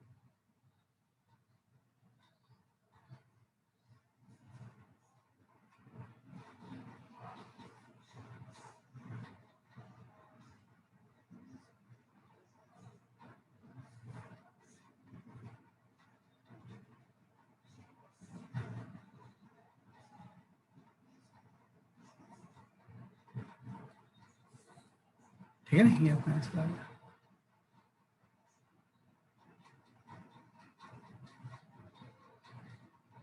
है ना, ये अपना। अभी आते हैं क्वेश्चंस पे, है ना, इस क्वेश्चंस पे आते हैं, तो ये इसका सोल्यूशन है। चलो आप क्वेश्चन पे जाता हूँ मैं।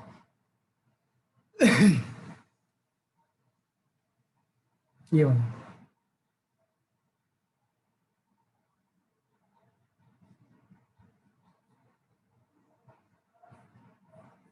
तो इसका 3 आंसर आ जाएगा। मॉडल में भी दिया हुआ है आपका क्वेश्चन, ये आपका, आपके मॉडल में भी दिया हुआ है आपका क्वेश्चन है। चलो ये आपका आ गया एक डाउट तो ये था। दूसरा एक और डाउट आया था मेरे पास, है ना, उसको बताता हूँ मैं आपको। हाँ, ये वाला क्वेश्चन, ये भी वैसे क्लास में किया होगा शायद हमने, चेक करो जरा।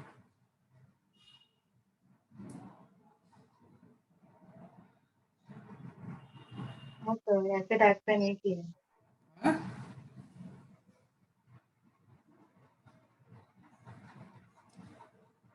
चेक कर लो जरा सा, ये भी एक डाउट है।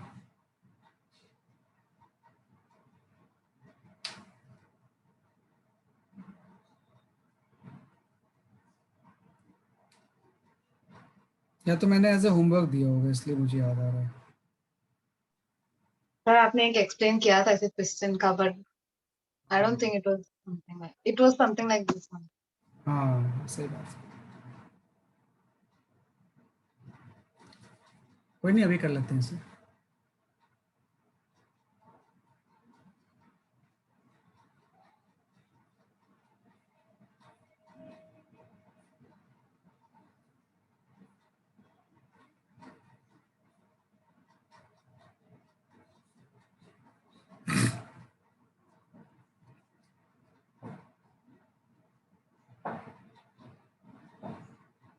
जैसे बल्क मॉडुलस यूज होता है दिस काइंड ऑफ क्वेश्चंस में, we use the bulk modulus.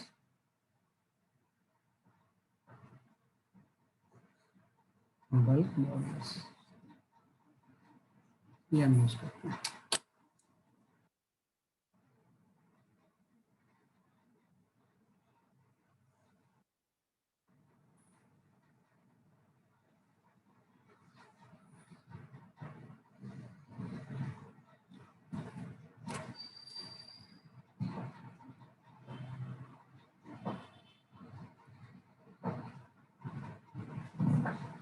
हाँ, सही बात है, सही बात है। मॉडल में सिमिलर था थोड़ा सा, लेकिन आंसर ये तो नहीं आ रहा है आप लोग जो बता रहे हो।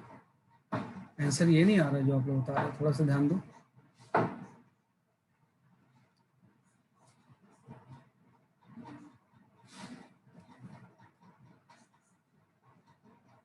हाँ, Mayank your answer is correct.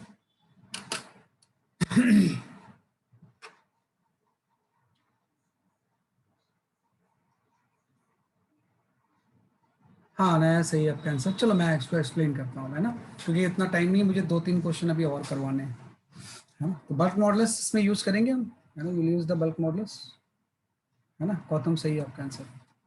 देखो सबसे पहले हम ये बोलेंगे कि अगर ये इस तरह से सिलेंडर है और इसमें आपने कोई पिस्टन लगा दिया ऐसे, तो पहले ये इक्विलिब्रियम में होगा, इसके वेट को बैलेंस कर रहे होंगे, प्रेशर वगैरह सारा। अब मैं इसको स्लाइटली अगर नीचे ले जाऊँ एक्स से, तो क्या चीज़ रिस्टोरिंग फोर्स होगी। तो जैसे मैं इसको नीचे ले जाऊंगा तो ये कंप्रेस होगा, तो इंक्रीज इन प्रेशर हो जाएगा। तो इसमें रिस्टोरिंग फोर्स पहले आप लिख लो। रिस्टोरिंग फोर्स की वैल्यू हो जाएगी minus area into delta P. Delta P is the increase in pressure, pressure difference. अब वॉल्यूम चेंज से प्रेशर चेंज कैसे निकालते हैं, बल्क मॉडुलस है ना, यहाँ पे आप बल्क मॉडुलस लिख लो। बल्क मॉडुलस इक्वल टू होता है minus delta P divide by delta V by V. तो यहाँ से डेल्टा पी की जो वैल्यू होगी वो आपकी हो जाएगी minus of bulk modulus into delta V by V. अब अगर ये एक्स से नीचे गया तो वॉल्यूम में कितना चेंज हो जाएगा, हम लिख लेंगे यहाँ पे। डेल्टा वी की वैल्यू हो जाएगी एरिया इंटू एक्स, और एक्चुअल वॉल्यूम वी नॉट था, एक्चुअल वॉल्यूम इसने वी नॉट दिया हुआ है। तो ये आपका डेल्टा पी आ गया। डेल्टा पी को यहाँ पुट कर दो, तो यहाँ से आपका आ गया माइनस एक बीटा ए स्क्वायर आ जाएगा। एक ए यहाँ भी था प्रेशर को एरिया से मल्टीप्लाई करने वाला, और एक यहाँ भी एक ए आ गया। बीटा ए स्क्वायर बाई आपका वी नॉट आ गया इंटू एक्स आ गया। तो यहाँ से एसएचएम प्रूफ हो गया। उसके बाद एक्सलेशन निकाल लेंगे। तो एक्सलेशन आपका हो जाएगा minus beta A square by M V naught into X. ये पूरी चीज ओमेगा स्क्वायर हो जाएगी ना। अगर ओमेगा स्क्वायर आ गया तो हम फ्रिक्वेंसी निकाल लेंगे। Frequency equal to omega by 2 pi तो होती है। ये आपका हो गया 1/2 पाई, और ओमेगा की वैल्यू आपकी आ गई beta A square by M V naught. ये तो एक जनरल सोल्यूशन आ गया। वही इस फॉर्म में आप याद भी रख सकते हो इसे कि भाई फ्रिक्वेंसी इतनी होगी, ये इसी का रेसिप्रोकल टाइम पीरियड इतना होगा। अब यहाँ पे क्या बोल रहा है, assuming that system is completely isolated from the surrounding, मतलब ये प्रोसेस जो है एडियाबैटिक है। तो और एडियाबैटिक प्रोसेस में जो बल्क मॉडुलस होता है वो गामा टाइम्स ऑफ प्रेशर होता है, ये हम जानते हैं, इलास्टिसिटी में हमने पढ़ा था। तो gamma times of pressure put कर दो, तो आपका जब ये एडियाबैटिक पुट करेंगे तो ये डी ऑप्शन भी हो जाए करेक्ट, डी सही। अगर यही प्रोसेस में उसने बोला होता है कि आइसोथर्मल है, तो उस केस में बल्क मॉडुलस प्रेशर के इक्वल हो जाता है ना। लेकिन चूंकि इसने बोला isolated from the surrounding means ये एडियाबैटिक प्रोसेस है, तो gamma times of P not, तो डी ऑप्शन हो जाएगा आपका आंसर है ना। ये आपका आंसर, तो option D is the correct answer. ये प्रोसेस होता है जो कि कॉमन हम इस नेचर के सभी क्वेश्चन में यूज करते हैं ना, इस नेचर के सारे क्वेश्चंस में हम इसको यूज करते हैं।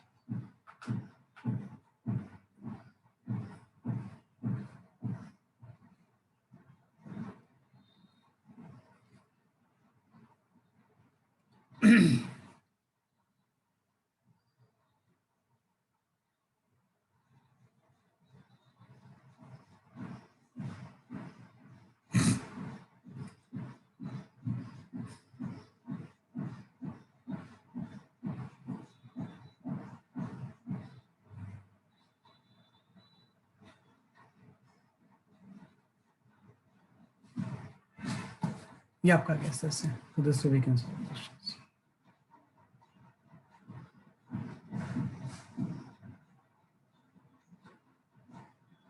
ओमेगा तो इसका कोफिशिएंट ओमेगा होता है, ये चीज ओमेगा स्क्वायर ही तो होती है ना, कि A equal to minus omega square X होता है ना।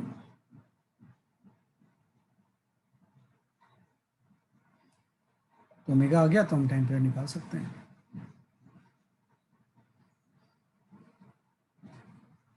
है ना। तो ये आपका गैस है, तो ये काफी पॉपुलर चीज होती है। चलो दो तीन क्वेश्चन और हैं जो कि आपको आना चाहिए। ये कर चुके हैं हम, ये भी कर चुके हैं, ये वाला भी कर लेंगे हम। हाँ, you can go for this question.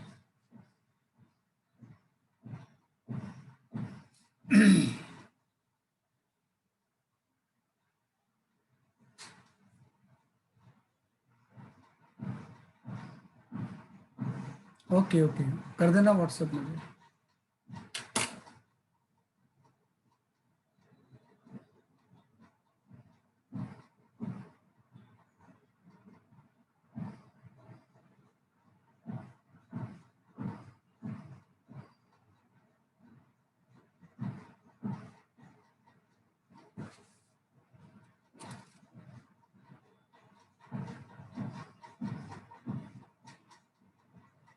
ध्यान रखना ये रोल कर रहा है, ये क्या कर रहा है, रोल करता हुआ एसएचएम परफॉर्म कर रहा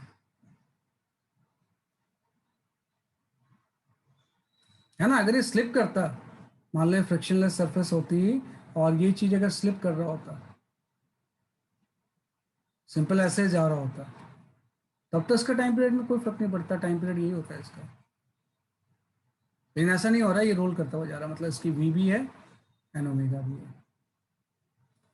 रोल करता हुआ राइटवर्ड जाएगा, रोल करता हुआ वापस आएगा। सर तो क्या हम लोग इसमें वो लगाएंगे, वो टॉर्सनल वाला जो क्या था, पेंडुलम? हाँ, टॉर्क वाला होगा, टॉर्क। ये सबसे पहले हम निकालेंगे रिस्टोरिंग टॉर्क, फिर हम निकालेंगे, या एनर्जी मेथड से कर सकते हैं, लेकिन एनर्जी मेथड में अवॉइड करना चाह रहा हूँ। रिस्टोरिंग टॉर्क, फिर अल्फा निकाल लोगे आप, फिर ओमेगा आ जाएगा, ओमेगा से टाइम पीरियड आ गया, तो इसमें एंगुलर सिस्टम होगा। और एक वर्ड याद रखना कि rolling can be considered as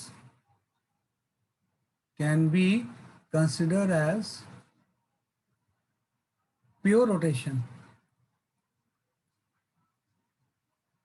about contact point, about contact point। ये contact point के बाद ये प्योर रोटेशन होता है, खाली ऐसे ऐसे रोटेट ही होती है बॉडी। तो आसान हो जाएगा। Rolling can be considered as a pure rotation about the contact point.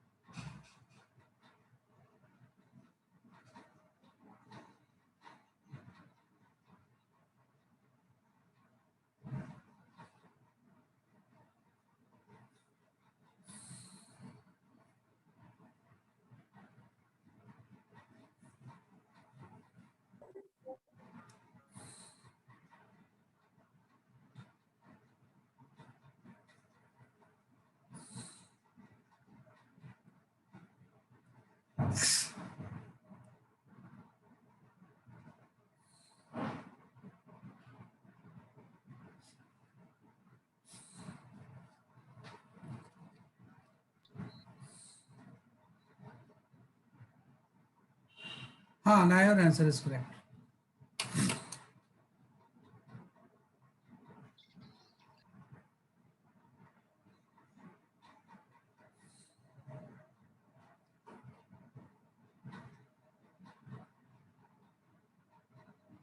Chetna, your answer is correct, सही बोल रहे।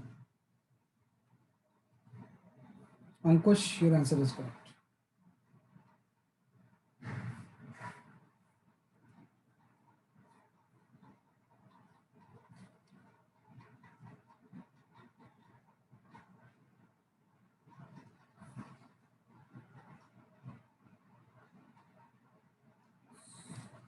गौतम, सही है आपका आंसर, ठीक बोल रहे हो गौतम, मेरा आंसर इज करेक्ट। हाँ ठीक है, काफी लोग सही आंसर दे रहे हैं, मैं इसको बता देता हूँ, है ना, कि भाई एकदम प्योर रोटेशन से हम इसको कर लेंगे, है ना। नहीं बेटा श्रेया, ये आंसर नहीं है। D for Delhi option is correct.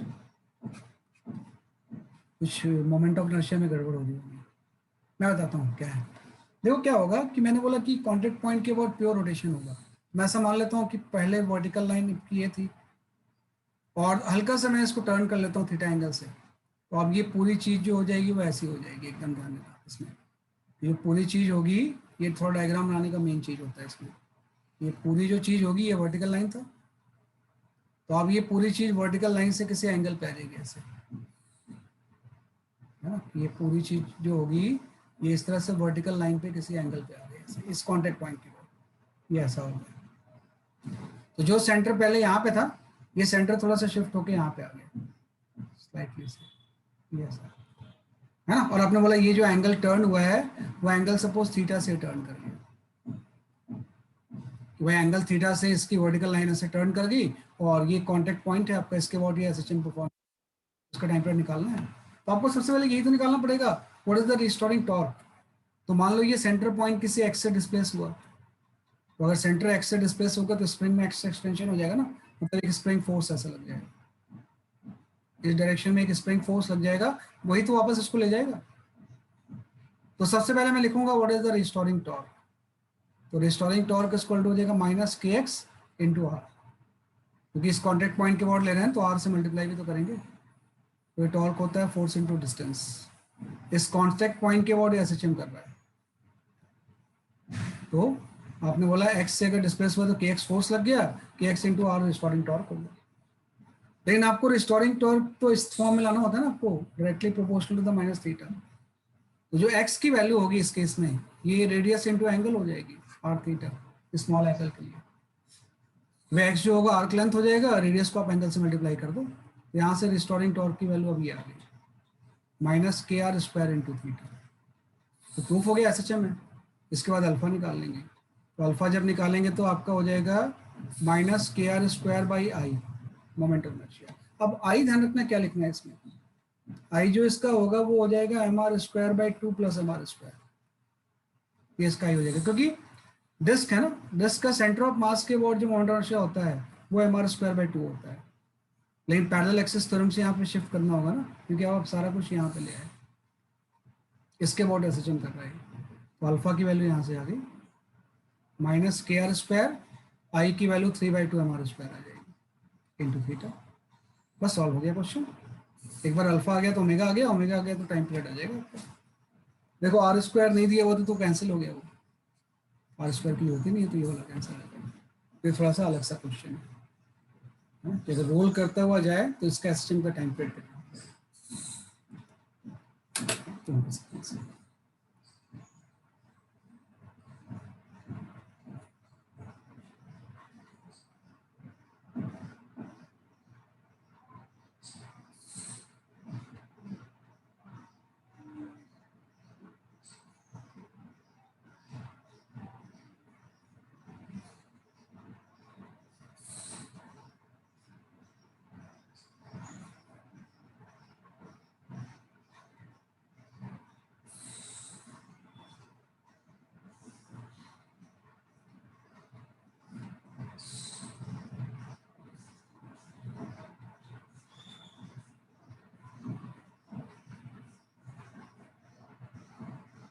ठीक है ना, तो इसमें D option is the correct answer, है ना, कि जो डी ऑप्शन होगा वो सही होगा। हाँ देखो बता दे रहा हूँ, कई बार आ जाता है। हाँ इसको हम टोटल एनर्जी से भी निकाल सकते हैं, टोटल एनर्जी से भी आ सकता है, लेकिन मैंने इसको बताया क्योंकि एनर्जी पे मैं ज़्यादा फोकस नहीं कर रहा हूँ ना, इसलिए मैंने इसको इसलिए बताया, है ना, क्या करेगा। एक आध क्वेश्चन तो आ ही सकता है सर,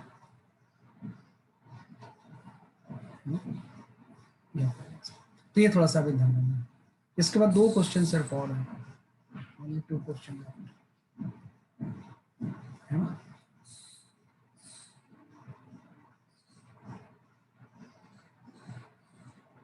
हाँ you can go for this question. ये क्वेश्चन ये है, if rod is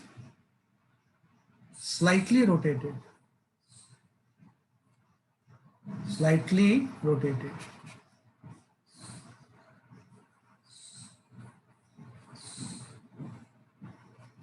then find out frequency।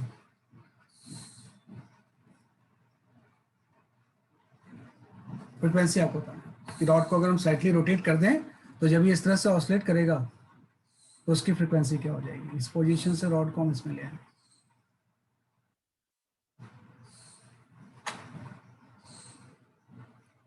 है ना, कि रॉड इज स्लाइटली रोटेटेड,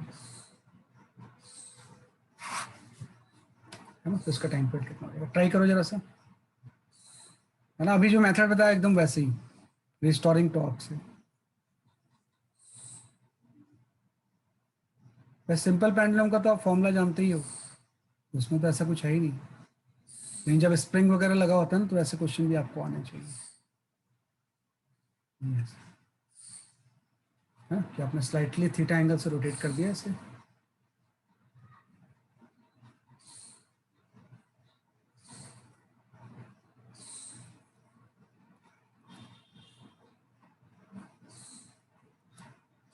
तो ऑसिलेट जो करेगा इसका टाइम पीरियड कितना हो जाएगा?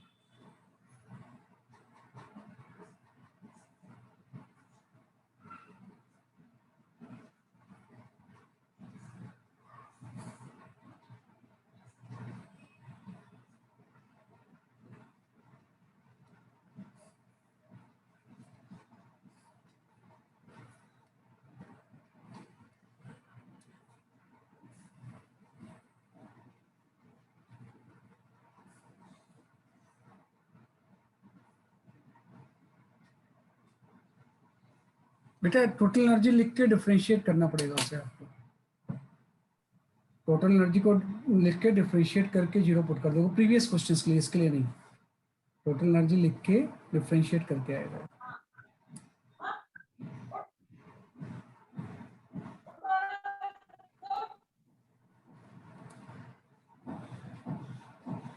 बता दूंगा कभी मैं आपको। अरे मैं जानबूझ के नहीं बता रहा हूँ क्योंकि नॉर्मली अननेसेसरी हम अभी restoring force and restoring torque से सारे करेंगे, है ना। एनर्जी एक चीज़ है, इसलिए उसको मैं ज़्यादा डिस्कस नहीं करता।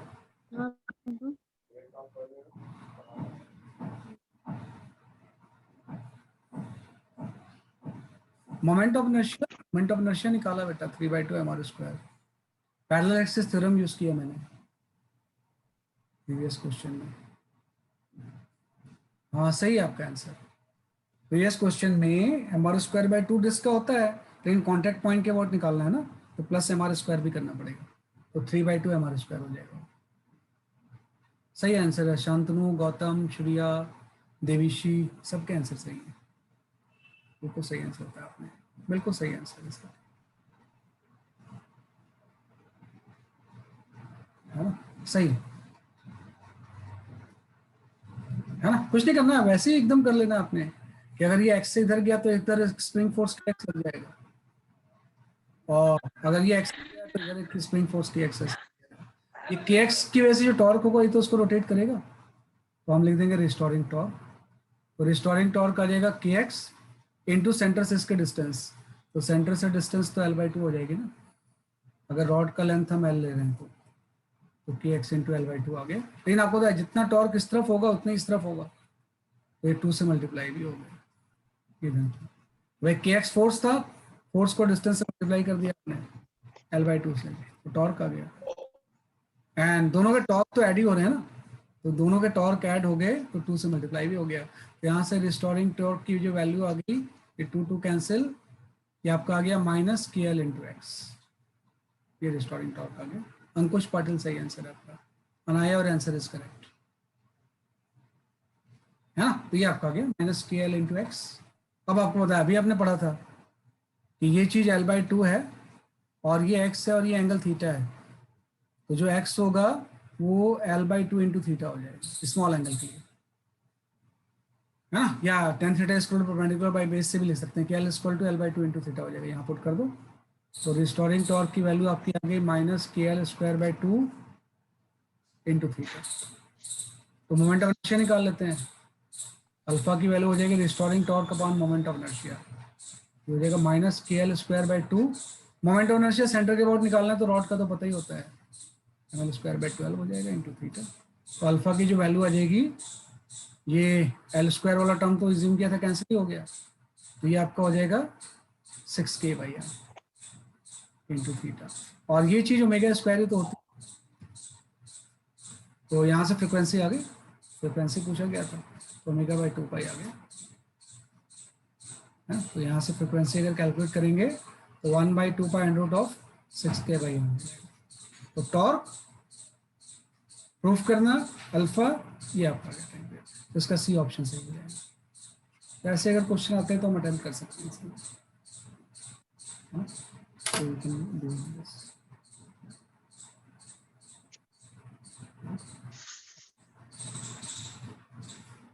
ये एंगुलर एस्टिमेशन के क्वेश्चंस हैं जिसमें स्प्रिंग अटैच्ड है। These all are the question of angular estimation. Yeah.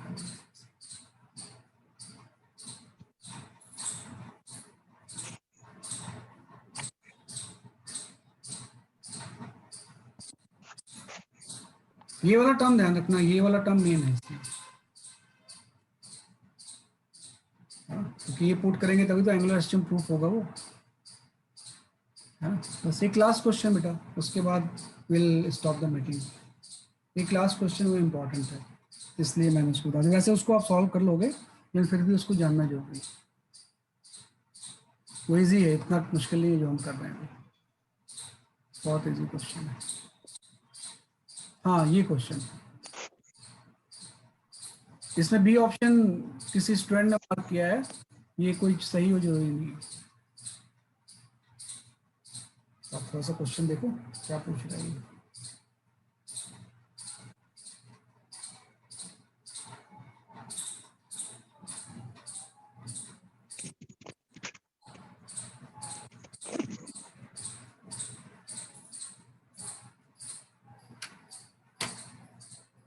Obstacle से टकरा के लेंथ कम हो गई।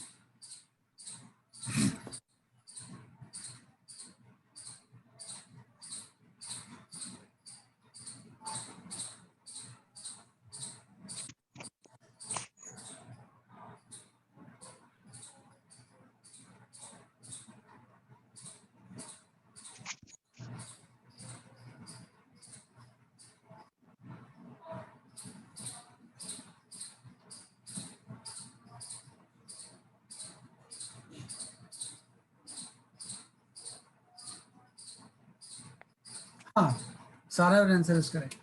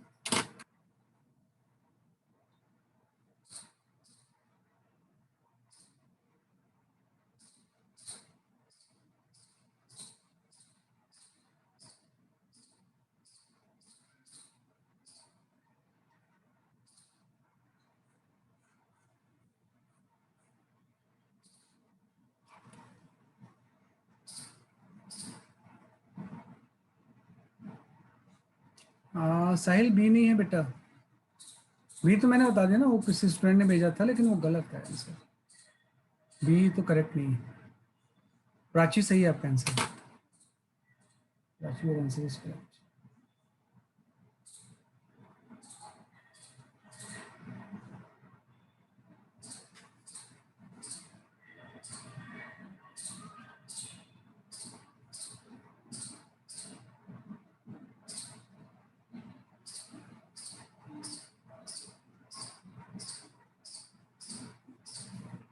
ना अनिका, ये तो सही नहीं है।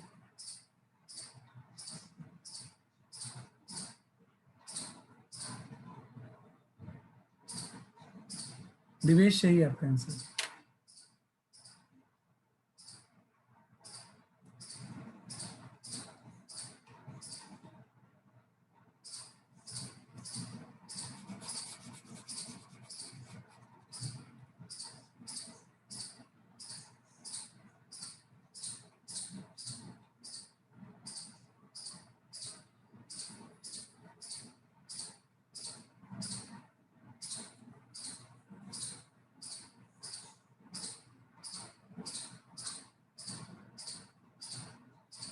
चलो आई विल एक्सप्लेन, क्योंकि टाइम काफ़ी हो चुका है।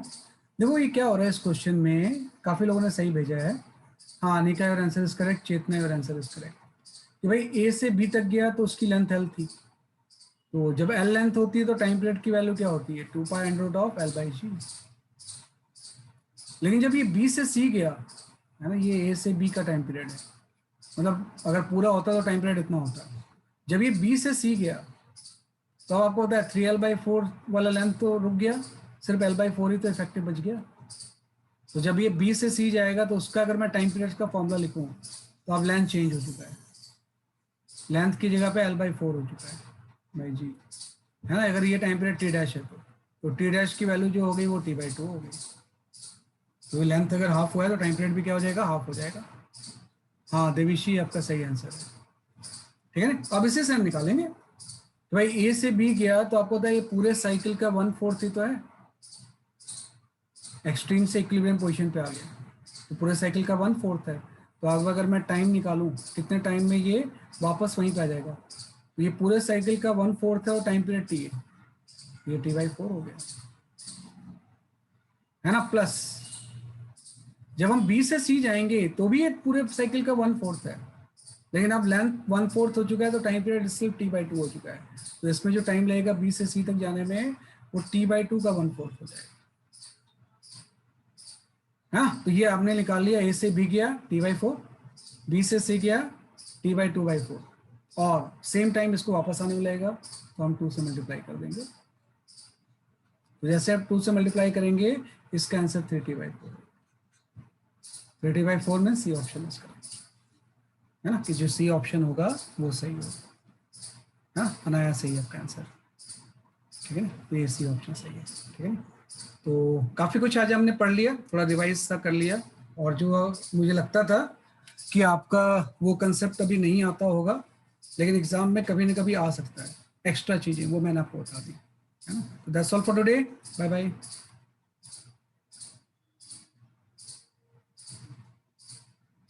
हाय Thank sir, you, sir sir. Exam Bye. में सारे क्वेश्चंस का डिफिकल्टी लेवल इतना हाई रहेगा? देखो बेटा ये क्वेश्चंस इसी एग्जाम्स के नहीं होता है, लेकिन कभी आ सकता है क्वेश्चन इस तरह के, एक आध क्वेश्चन आ जाते हैं कई बार। हाँ सर, मतलब मिक्स रहेगा ना कि कुछ कुछ थोड़े जैसे हमने क्लास में हाँ किया। हाँ हाँ, मेनली तो मॉड्यूल जैसा ही रहेगा एग्जाम। ठीक है। ये सब तो मैंने एक्स्ट्रा बता दिया है, एज ए होता है ना कि नो स्टोन इज अनटर्न्ड, है ना। तो ऐसा नहीं कि हम तैयारी कर रहे हैं और एक स्टोन आपका रखा हुआ है, उसके नीचे कुछ खतरनाक सी चीज़ रखी हुई है ना, तो कई बार आ गया तो आप उसको नहीं कर पाए। तो ये just as a safety measure है कि कभी एग्जाम में ऐसे क्वेश्चन आ गए तो हम कर सकते हैं, या पड़ेगा। बाकी तो मॉड्यूल तो हम पहले ही पूरे कर चुके हैं, है ना, तो हम कर सकते हैं ऐसे, ठीक है ना। Okay, that's all for today, bye bye.